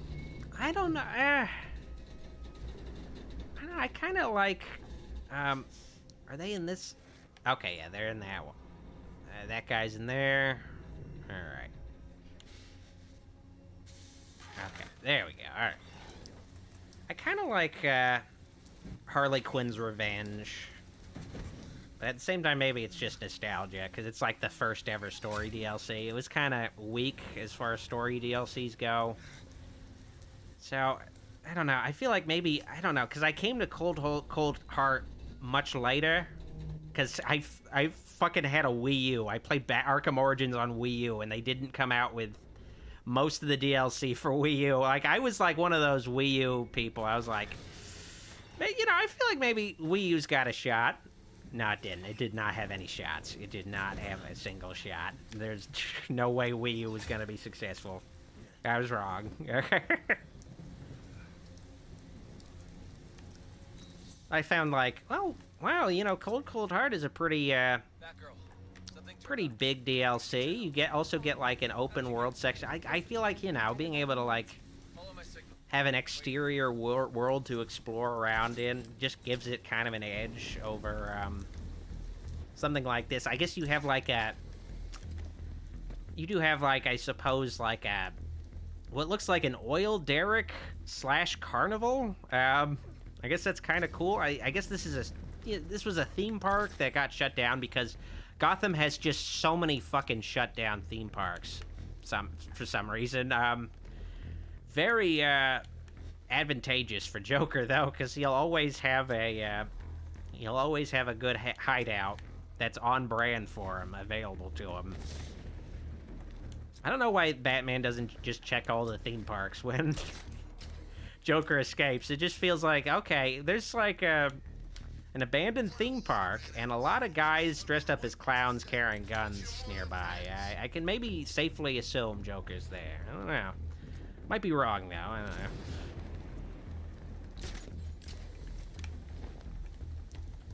Alright, let's go inside the shark. Let's jump the shark.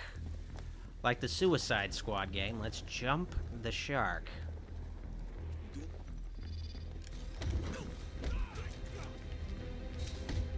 Oh, wait.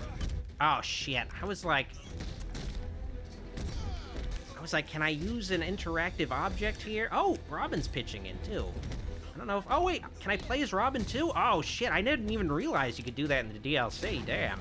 Sweet. I don't want to play as a Batgirl. I want to play as Robin. Okay. Okay, maybe I don't want to play as Robin. Okay, how do you take these guys out with... Oh, I guess... Yeah, I guess it's the same as Batman, yeah.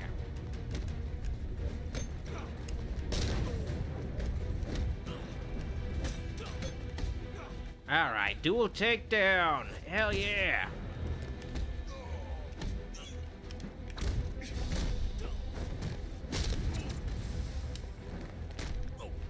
Please. Okay, sweet. Alright. Sweet. Thanks, Robin. Really came in handy there. I need to deactivate the bomb. The weird thing is, this deal... Oh, shit. Oh, shit. I have a time limit. I wasn't even thinking. Oh, okay. All right. I got plenty of time. All right. Tor. Imposter. It's got to be imposter, right? Come on. No. What can it be instead? No. Charlatan. No. Charlatan. Please. Ah, fuck. I didn't... Wasn't listening. I had the audio turned down too low. It's a little-known fact. Fuck me. Joker inside us. It's probably Charlatan. Come on, kiddo. Let your Joker out. Shut up, Joker. I guess he's kind of dressed up like a, you know, a sort of carnival barker. He's kind of cosplaying in this DLC. All right, I gotta do all that shit again. That's fucking awesome. Keeps on getting better by the minute. Follow my signal. I do believe all the DLC for this game was actually developed by WB Montreal. At least this DLC. Which is so weird because it's like, what was... Like, I can understand that if Rocksteady was busy with another game, but they didn't come out with another game for like 8 or 9 years. Like, what were they doing? Just like... Are they just like hanging out in the studio? Or are they just like coasting for nearly a decade? Okay, I'm getting pissed off now. I don't want to have to do this again.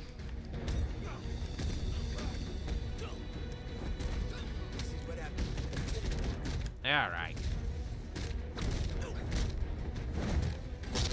Spent way too much time dicking around. I gotta do this for real. And I shouldn't be dicking around, especially since I'm not playing as Nightwing. Aw, shit. What a...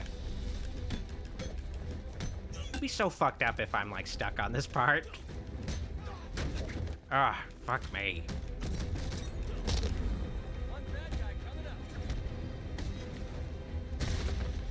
I'm losing hope.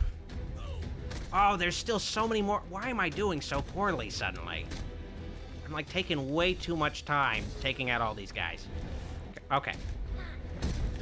Fucking time limits. Ah. All right, Charlatan. Deactivate the bomb. Okay, Atin. Why would they even have multiple different possibilities? There we go. All right. SM with the AK says the Doc. It is the Doc. The usual mullet says same. LOI, I played Origins on a Wii U originally as well. I played Cold Heart for the first time like 3 years ago. Yeah. I was so fucking pissed off when I was like, okay, I'm going to believe in Wii U. I'm going to buy third-party games for it. And, yeah, Warner Brothers just gave up on Wii U completely, like, super quickly. They're like, okay, we're not even going to bother to put the DLC on Arkham Origins. Fuck you guys. Fuck you guys. You bought the season pass. Guess what? You're going to get a refund. That's all.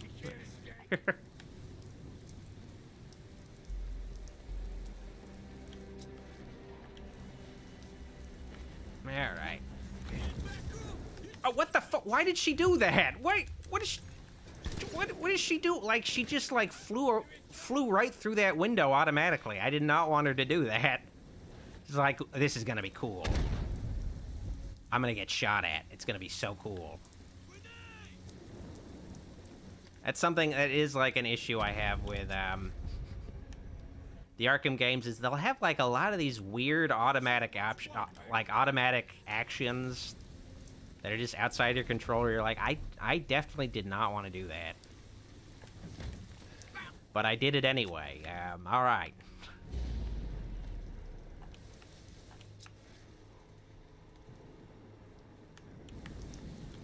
Alright. Hey, gang. Alright, was that all of the guys? Let's see.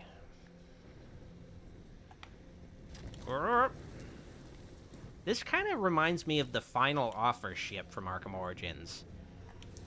I guess just because it's a ship. I guess that's basically it. It's a ship. Oh, I hate that she doesn't have the multi-takedown. Ugh. Makes sense because Batman didn't get the multi-takedown until he got his fancy new suit, but still, I don't know. That multi-takedown was nice. Okay, can I get around before he sees me? Yes, I can. Alright. Took a little risk there. You're shitting me! Oh, come on. I was like, okay, he's gonna be distracted. Nope. No.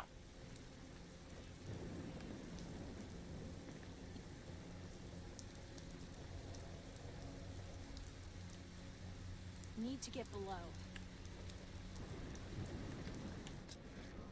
Need to get below. Okay. Now, how do I do that again? I think there's like a... Oh, yeah, okay. Just follow the diamond. Alright, thank you. Thank you, DLC. I appreciate it. I could use that crane down. Okay.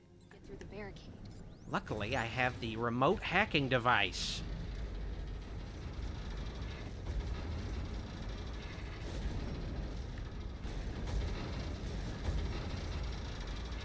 Oh, okay. I was like, am I over it yet? Nope. Sweet.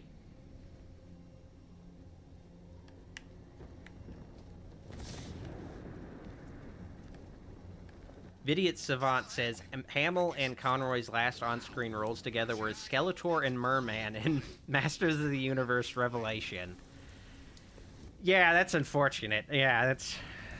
Yeah, that sucks. I mean, it would be cool if, like, Kevin Conroy played a cooler-sounding character than Merman. Character that sounds like a SpongeBob character. Mermaid Man and Barnacle Boy! I did not see that He-Man show at all. Heard people didn't like it, though.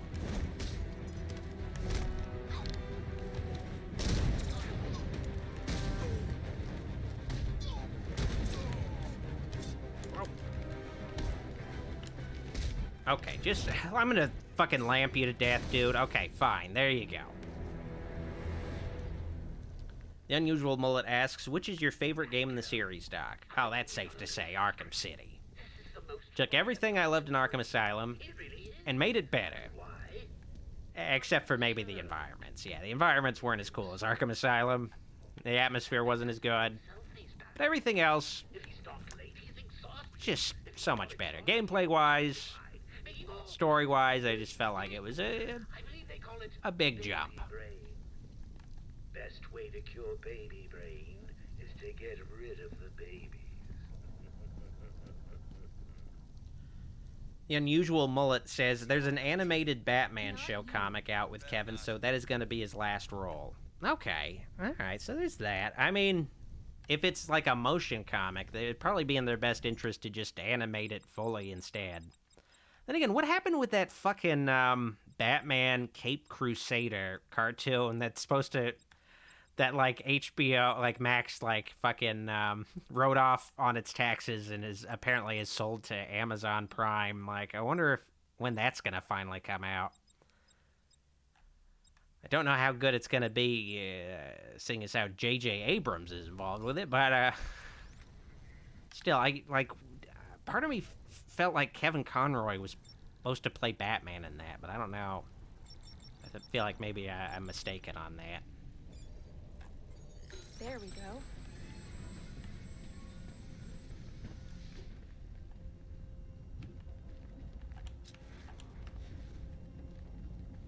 Eddie says, I had Max on my PS5 and I saw a lot of the DC animated movies. Yeah, they basically just took everything they had on DC Universe and just put it on the Max app. I can never get used to calling that app Max. Like, so stupid. Just that fucking Zaslav prick is just a real fucking piece of shit. Like, just so stupid. Just like dumb. Like, he's been failing upwards his entire career, evidently. Like, just I guess he's in tap with like fucking morons since he came from Discovery Channel. Let's rename HBO's app to Max. Yeah, that makes sense. Definitely not going to confuse people when there's another premium cable channel called Cinemax. We're gonna have an app just called Max. Yeah, that makes so much fucking sense. Ugh. I'm sure, like, what happened with the Suicide Squad game could probably be blamed on Zaslav. Also with Gotham Knights, just make these things like live service games. Like, just do that. Like, it'll make us money, and gamers don't care. They're definitely, like, gamers never get mad about anything. Like, it'll be fine. It'll be totally fine. I was so pissed off when I got the pre-order skins in the Suicide Squad game. I got the classic Harley the classic Harley skin. So I got her skin, and they have different colored versions of the skin, but you can only get the other colors if you buy the microtransaction currency. It's like, I guess it's nice that I got this skin for pre-ordering, but it's like, just give me all the different fucking cosmetics for it too. Like, don't, like, you're already asking for money this early. Like, just, God. I guess it's not as bad as the Texas Chainsaw Massacre game asking like $20 for 2 characters. They're asking $20 also just for a Leatherface skin by itself. Just fucking God. Just like any goodwill the company behind, like any goodwill Gun Media had when after that Texas Chainsaw Massacre game, like it's just fully gone. Like, no, like, I guess it's great. Like, I guess they got hopefully they got a lot of money from that Texas Chainsaw Massacre game somehow, because they're not going to be making much money going forward. They burned a lot of people with that game. It's like, oh God, ugh. I don't know. It's weird. Like, I think you can still play the Marvel Avengers game. At least the single player campaign. So I wonder, like, when the Suicide Squad game servers eventually go down, I sort of wonder if at the very least you'll still be able to play the single player campaign with the bots. Cause I don't know. I mean, if an Avengers game can get delisted and the servers taken down so quickly, like after 3 years, I don't know how long a Suicide Squad game has. I just don't know. I don't know.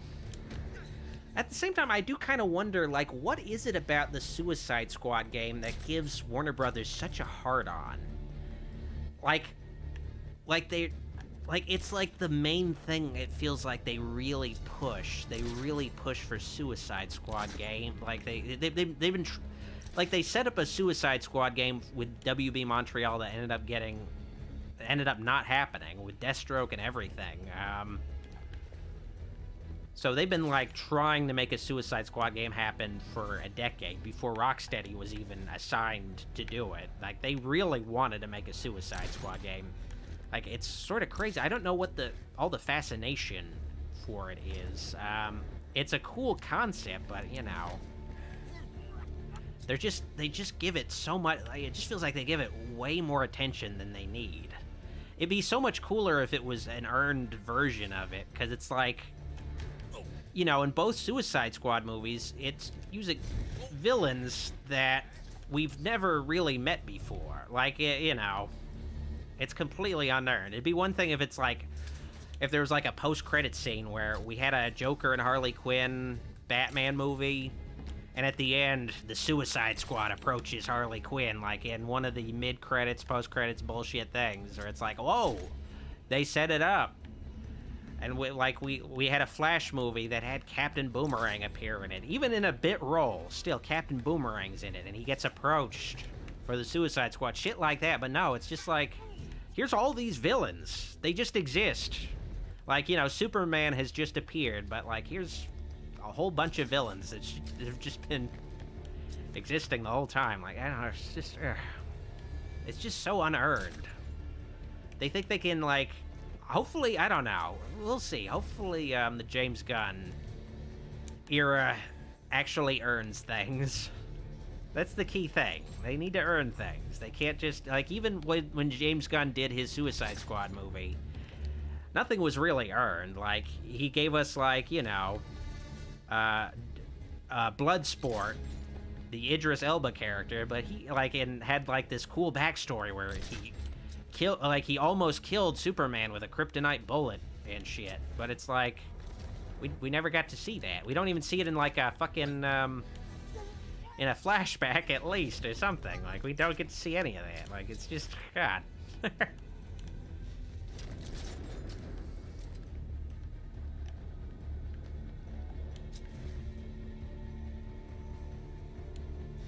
Tevia Smolka says, question, do people care about the Suicide Squad as a group? I don't know. I don't know if they, like, I don't know. I don't know if there's, like, a huge Suicide Squad fan base. I couldn't really say. I wish I could answer that. I don't care that much about the Suicide Squad as a group. It honestly, I really liked it better when that Justice League Unlimited episode had Task Force X in it, and they were like villains. Like, from our perspective, they were doing good stuff, but they should be, you know, we shouldn't be. Like, I don't know. I think that would be so much better if they were like, you know, a group of bad guys that are on the side of Cadmus, who are, like, against, you know, the superhero interests, and they're doing bad shit. They're doing their natural bad shit. I like that a little better in, you know, the DC animated universe. I don't know, that version than just, yeah, we you know, usually these guys are, like, fucking killing puppies and shit, but, yeah, now we gotta root for them, because they're fighting, like, a giant star monster alien thing, or whatever. Like, yeah, I don't know. They're good guys, you know, they're just not good at it. Yeah. Oh, thank goodness I have a smoke pellet. Alright. I'm gonna make quick work of these guys now. Man, I can see his mohawk in X-ray vision.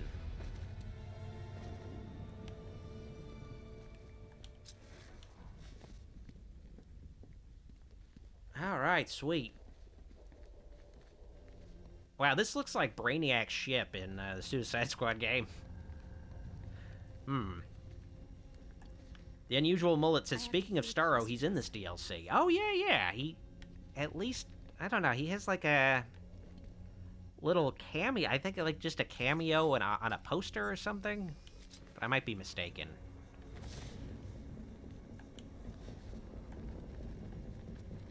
Honestly, I'd prefer Starro in the Suicide Squad game over I need to free those hostages before it's too generic purple Brainiac slaves. Like, oh, God.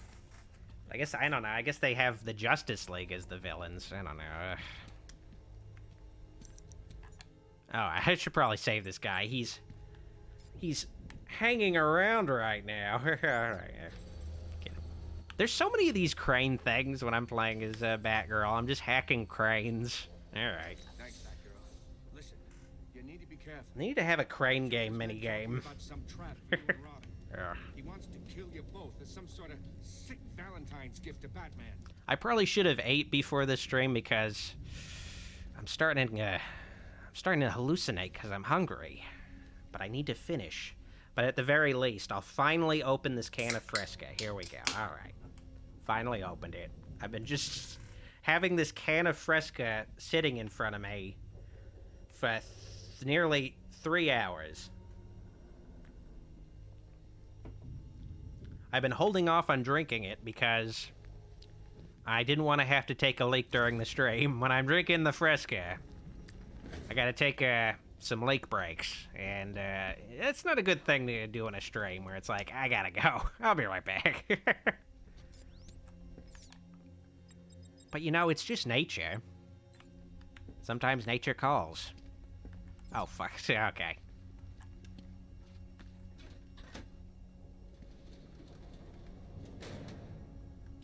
Tevia Smolka says, I was so happy to see Starro the Conqueror in live action, and of course Battle of the Super Sons animated movie. Yeah, that was cool in the Suicide Squad, the James Gunn Suicide Squad movie. Just, like, see this Silver Age thing, but it's like, I don't know, like, it just didn't feel like the, like, I don't know, it just felt like, Fine. That's another issue I have with Suicide Squad, these Suicide Squad adaptations is, they're very irreverent in tone. They're trying way too hard to be funny. And, like, they're supervillains. Like, they shouldn't really be all that funny. Not all, a lot of, like, I guess it's also a general issue with just superhero movies in general. Everybody's, like, suddenly fucking Deadpool or Spider-Man. They're all just cracking jokes nonstop. It's just, it's just a little irritating after a while. So I kind of wish that Suicide Squad movie wasn't trying so hard to be funny. Like, I kind of wish we had a serious tone Suicide Squad movie.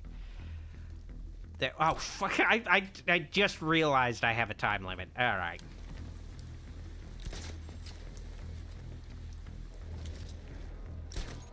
I do not want to have to backtrack and do all this over again. Let's get my Batgirl ass in gear. Okay, hopefully I can just glide past these guys. Yeah, it looks like I can. I don't have to beat the fuck out of them. Good. And I think I just go straight to the, yeah, okay, I just go straight to the bomb. Okay, good. Why aren't you hacking this, Tim? What are you doing, Tim? Hopefully this is hopefully this is Chud. Please be Chud. Fraud. Alright. Yeah, I am a fraud, so it's... I'm an imposter. That man is the real Joker henchman. Okay. I think this is actually the end of the DLC. We made it, folks. We made it to the end of the road. And it's one of the most challenging fights in the whole game series. But not really.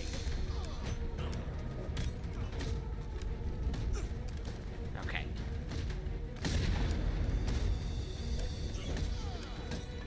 Yeah, it's just, you know, you're just hitting guys, you know. Hitting guys like usual. I don't know if there's, like, another version of a guy that I have to fight. They all just seem like they're just the normal goons. Oh shit, I pressed the wrong button. Meant to do a quick fire gadget, and I switched to Robin. Yeah, it never feels as good when you just switch to the character without a dual takedown. It always just feels like, yeah, I switched. Alright, okay.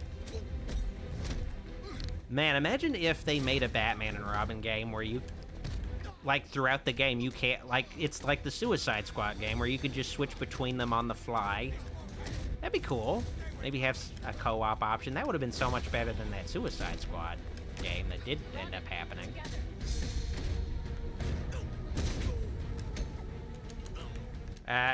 Oh shit. Getting grabbed. I was looking at the chat. That was where I messed up. But Catherine Petty asks, Doc, if you had a blunt circle, who would be in the circle? Horror characters. I mean, you gotta have Freddy. he seems like he already, he's down to smoke weed. He took the form of like a ganja smoking Alice in Wonderland caterpillar. He seems like he's pretty cool. So you want Freddy? He also, I feel like he'd say some like funny shit, when he's high. He says funny shit in general, but I feel like he'd say a lot more funny shit when he's high. That'd be fun. A lot of people don't know this, but Freddy didn't actually become burned up because angry parents burned him alive. No, he actually fell asleep while he was smoking some weed, and it set him on fire, unfortunately. But it doesn't sound as cool. To me, it sounds cool, though. I think it's a cool origin story. But who else would be in the circle? I don't know. Well, yeah. Oh, yeah. You gotta have Leprechaun. You gotta have Leprechaun in the circle. Yeah, he seems like he's like a fun guy. Like he already smokes weed and Leprechaun in the hood, so I think he says a friend with weed is a friend indeed. So you gotta hand it to Leprechaun there. Yeah, he loves him some weed. Okay, I guess we still have quite a bit of DLC left. I spoke too soon. I was like, this looks like the ending, based on my memory of it.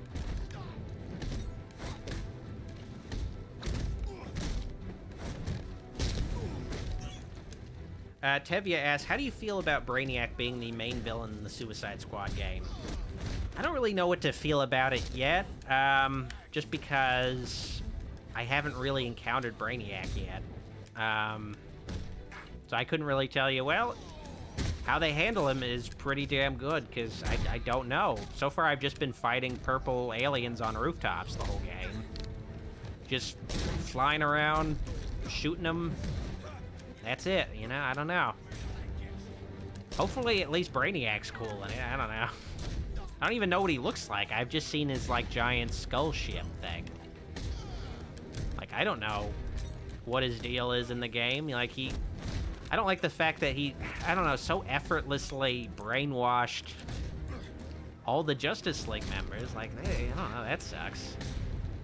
Like, you think Batman would just have, like, a powerful mind that can't be brainwashed under any circumstance, but no, it's, I don't know, it's...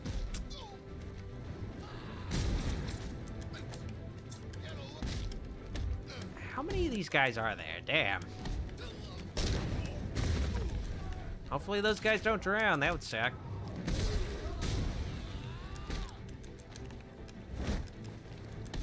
Alright, okay. I do like it when you triple take down guys. That always looks cool. Vidiot Savant says Richard Pryor is Freddy Krueger. Yeah, I need to look up, like, are there any photos of Richard Pryor when he got set on fire? I want to know what that looked like. Like, I guess it looked like a guy who's on fire, but... Man, if that happened today, like, there'd be, like, videos all over the place of just Richard Pryor on fire. Nobody helping him because they just want to take a TikTok video. Like, oh. That's wild to me.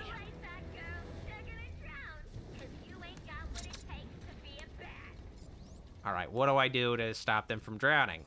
Do I hack something? They're gonna drown. I have to get them out. Okay. Do I punch something? Okay, what do I do? What do I hack? What am I doing, game? I don't remember what I'm supposed to do here. What do I do? Do I use explosive? Oh, okay, yeah, maybe I do that. Let's do that. Okay, alright. That's using my old noodle. I was just afraid I was gonna do that and it just wouldn't work. Be like, no, that's not how you're supposed to do it. Batgirl found it. Just sent you my coordinates. Damn. Alright. Gavin Elrod says, Darkseid. I feel like Darkseid would have been a better villain choice for the Suicide Squad game. Get Michael Ironside to play him again. That would be cool. Because I don't know, I don't know, like... I don't know, they could have done, like... it would have made more sense if it was Starro the Conqueror, though, because he does... His whole thing is brainwashing guys, like, taking over people's minds. That would have made more sense than Brainiac. I guess maybe the original idea might have been Starro the Conqueror, but then they saw James Gunn did that, and they were like, okay, yeah, we gotta do a different thing. We gotta do a different thing now, unfortunately.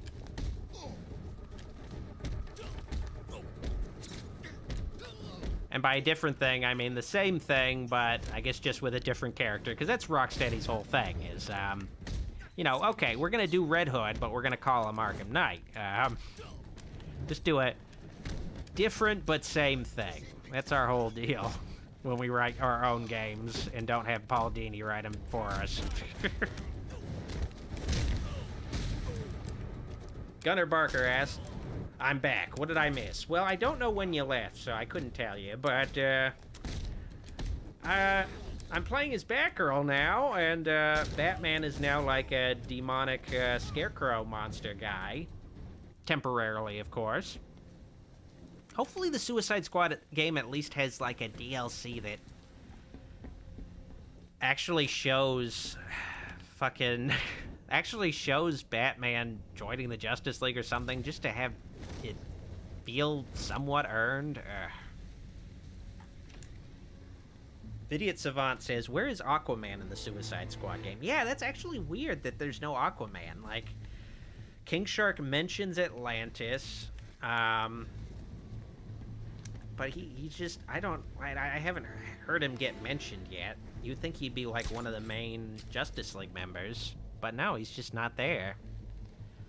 I guess they were like, no, so let me think, how many do they have? They got Superman, they got Batman, they got Wonder Woman, they got Flash, they got Green Lantern. And that's it. So they don't have like a Hawkman, they don't have Martian Manhunter, they don't have Aquaman. They just have 5 members. Usually the Justice League at minimum has 7. So I don't know what's going on there. Alright. Oh, smashed out, hell yeah.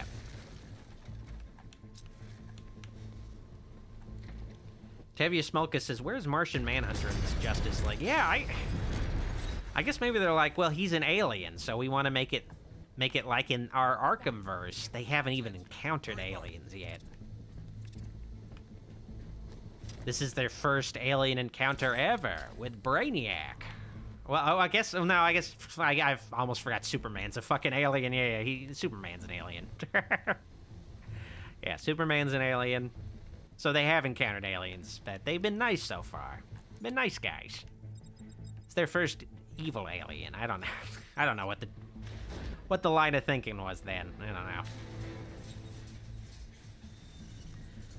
Gunnar Barker says, what about Cyborg? Well, I don't know. I don't like Cyborg being a Justice League member. I always like him being a Teen Titans member. I guess he would eventually play. I guess it's not that I'm not into, because I guess Cyborg would eventually become a Justice League member.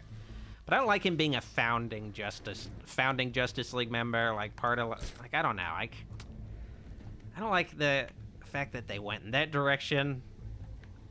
Just to, I don't know, just to have like one black founding Justice League, like, I don't know, like, you could just have Jon Stewart, Green Lantern. Like, how many Hal Jordan fans are there at this point? Like, who cares about Hal Jordan? Like, I don't know. Okay. I remember when they announced Ryan Reynolds playing Green Lantern in, the Green Lantern movie. I saw a lot of people saying, isn't Green Lantern a black guy? Like, and at this point, a lot more people are familiar with the Jon Stewart version at this point, you know. Enjoy! Ooh, Harley Quinn gets involved too. In her classic costume too. Which is just a recycled skin, but still, I guess it's cool to see it in story context. This is the only time we get to see the classic Harley Quinn costume in story context outside of wearing it in a skin. Like, wearing it as a skin, I suppose. As a playable Harley Quinn. Because, yeah, you can wear this costume in the Suicide Squad game, but, it's a skin, though. It's not like, well, within the story, she has this costume. No, not at all. I was supposed to do something there. Fuck. Oh, hell yeah. The only real issue with the classic Harley Quinn suit in Suicide Squad, the game, is the ass isn't as good. Like, the ass in the ass in Arkham Knight is just great in this suit. Like, it's just fantastic. You'll get a really good look at it in the cutscene after this fight. Her ass in the Suicide Squad game just not good. Like, you know, it's unfortunate. You don't really get to see great asses in games anymore. It's unfortunate. Oh well.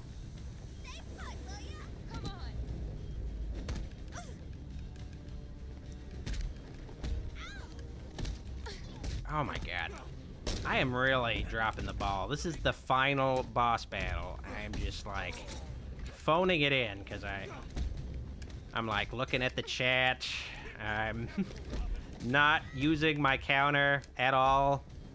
I'm just mashing buttons, but I guess part of the issue is I'm just really hungry. After this stream, gotta get something to eat. Gotta get something to eat. Talking for 3 hours, sitting down in one spot for 3 hours, yeah, it just gets to you after a while. I haven't even whittled down the health bar at all, damn.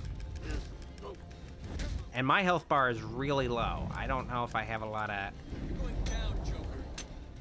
of a chance, but hopefully I can redeem myself. Yeah, I should be using the takedown on Joker. Yeah, I've been fucking up royal. I gotta get my head in the game. Thank God for these QuickTime events. And luckily, all the goons disappear during these QuickTime events. And I can do a takedown, get some more easy damage in. Hell yeah. I don't know why Joker's health bar is so high, though. Like, he's not really much of a fighter at all. You punch him, like, I don't know. I guess the Arkham Joker just can take a lot of hits. He can take a hell of a lot of hits, because in Arkham Origins, you hit a guy as much as you do at the end of that game as Batman does to Joker, like, they'd have brain damage for life, or they die on their feet. Like, This is some serious loyalty from Harley. You gotta appreciate that from sidekicks, you know? You know, your man is, like, pointing a gun at your head, you're just like, ah, yeah. This is kind of cool. It's kind of fun. Having a good time. Kiddo.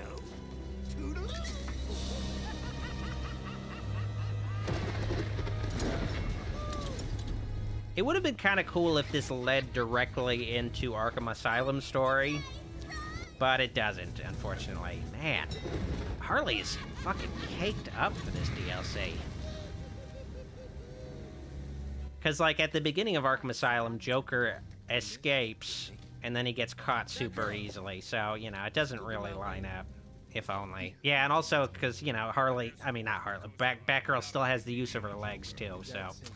Wouldn't it be cool if they had, like, a prequel DLC that just led, like, maybe it's, like, it would have been cool if they made a prequel DLC where it's, like, Joker, like, Joker breaking out before the events of Arkham Asylum, and you know, just like a few hours of Batman, like, you know, taking him down and taking him to Arkham Asylum. Just something that leads directly into it. Just to know, I guess, I have a better idea of what events led to the events that started the series off. Maybe that was what they were eventually going to do if they made more of the Arkham Origins games, but they just never did that. Oh, wow. Okay, that's good, though. So you guys can't see it, but the game just crashed. I got a message that says fatal error. But you know what? That's fine, because that's the end of the game anyway. That's the end of the DLC. So, you know, I beat it. So at least it crashed when it was finished anyway. So, yeah, all right. Okay, we didn't have any crashes at all for the entirety of the Arkham Knight streams until right at the end. Wow, that's amazing. But yeah, that's basically it. Oh man. Okay, well, before I head out, let me just thank my channel members and my Patreon supporters, part of my shout-out tier. All of their support is greatly appreciated and helps the channel to continue to thrive and continue to grow throughout all these years. All their support would make continuing video. Without their support, continuing videos would be impossible. So I really thank all those guys from the bottom of my heart. Now, I guess I also want to, remind you guys that I got a Twitch channel. I'll be streaming the new Suicide Squad game there on twitch.tv/DrWolfula, so follow me. Link in the description. Be streaming it tomorrow night. Keep an eye out for the announcement exactly when. Probably early in the evening, but we'll see. I think maybe I heard this game is pretty short, so I might even, stream the whole game after, a couple streams and post the complete archive on YouTube later, but we'll see about that. Also want to remind folks that I got a Child's Play 3 movie night stream this Sunday with my Patreon supporters and channel members. Just $5 a month gets you a movie night every week, so consider supporting me at patreon.com/DrWolfula. Alright, so yeah, that's basically it for me. Good night, folks. Thanks for watching. Thanks for all your support. Also, I should also mention, on Sunday, my Halloween the Old Myers Place audiobook will finally go live. So if you've been waiting for that, it's going to be up on YouTube, and there'll also be a free downloadable MP3 copy of the whole audiobook as well. So you got that to look forward to. I got a special video lined up beyond that. Finally gonna be getting back in front of the camera, in the flesh.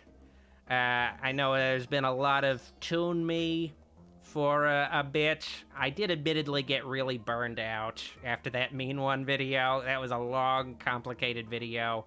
But I'll finally be getting back in front of the camera, giving you guys, real life me for a change. So keep an eye out for that.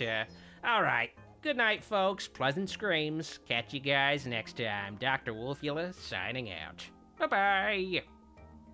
Hope you enjoyed this live stream. Why don't you watch another thing while I have your attention?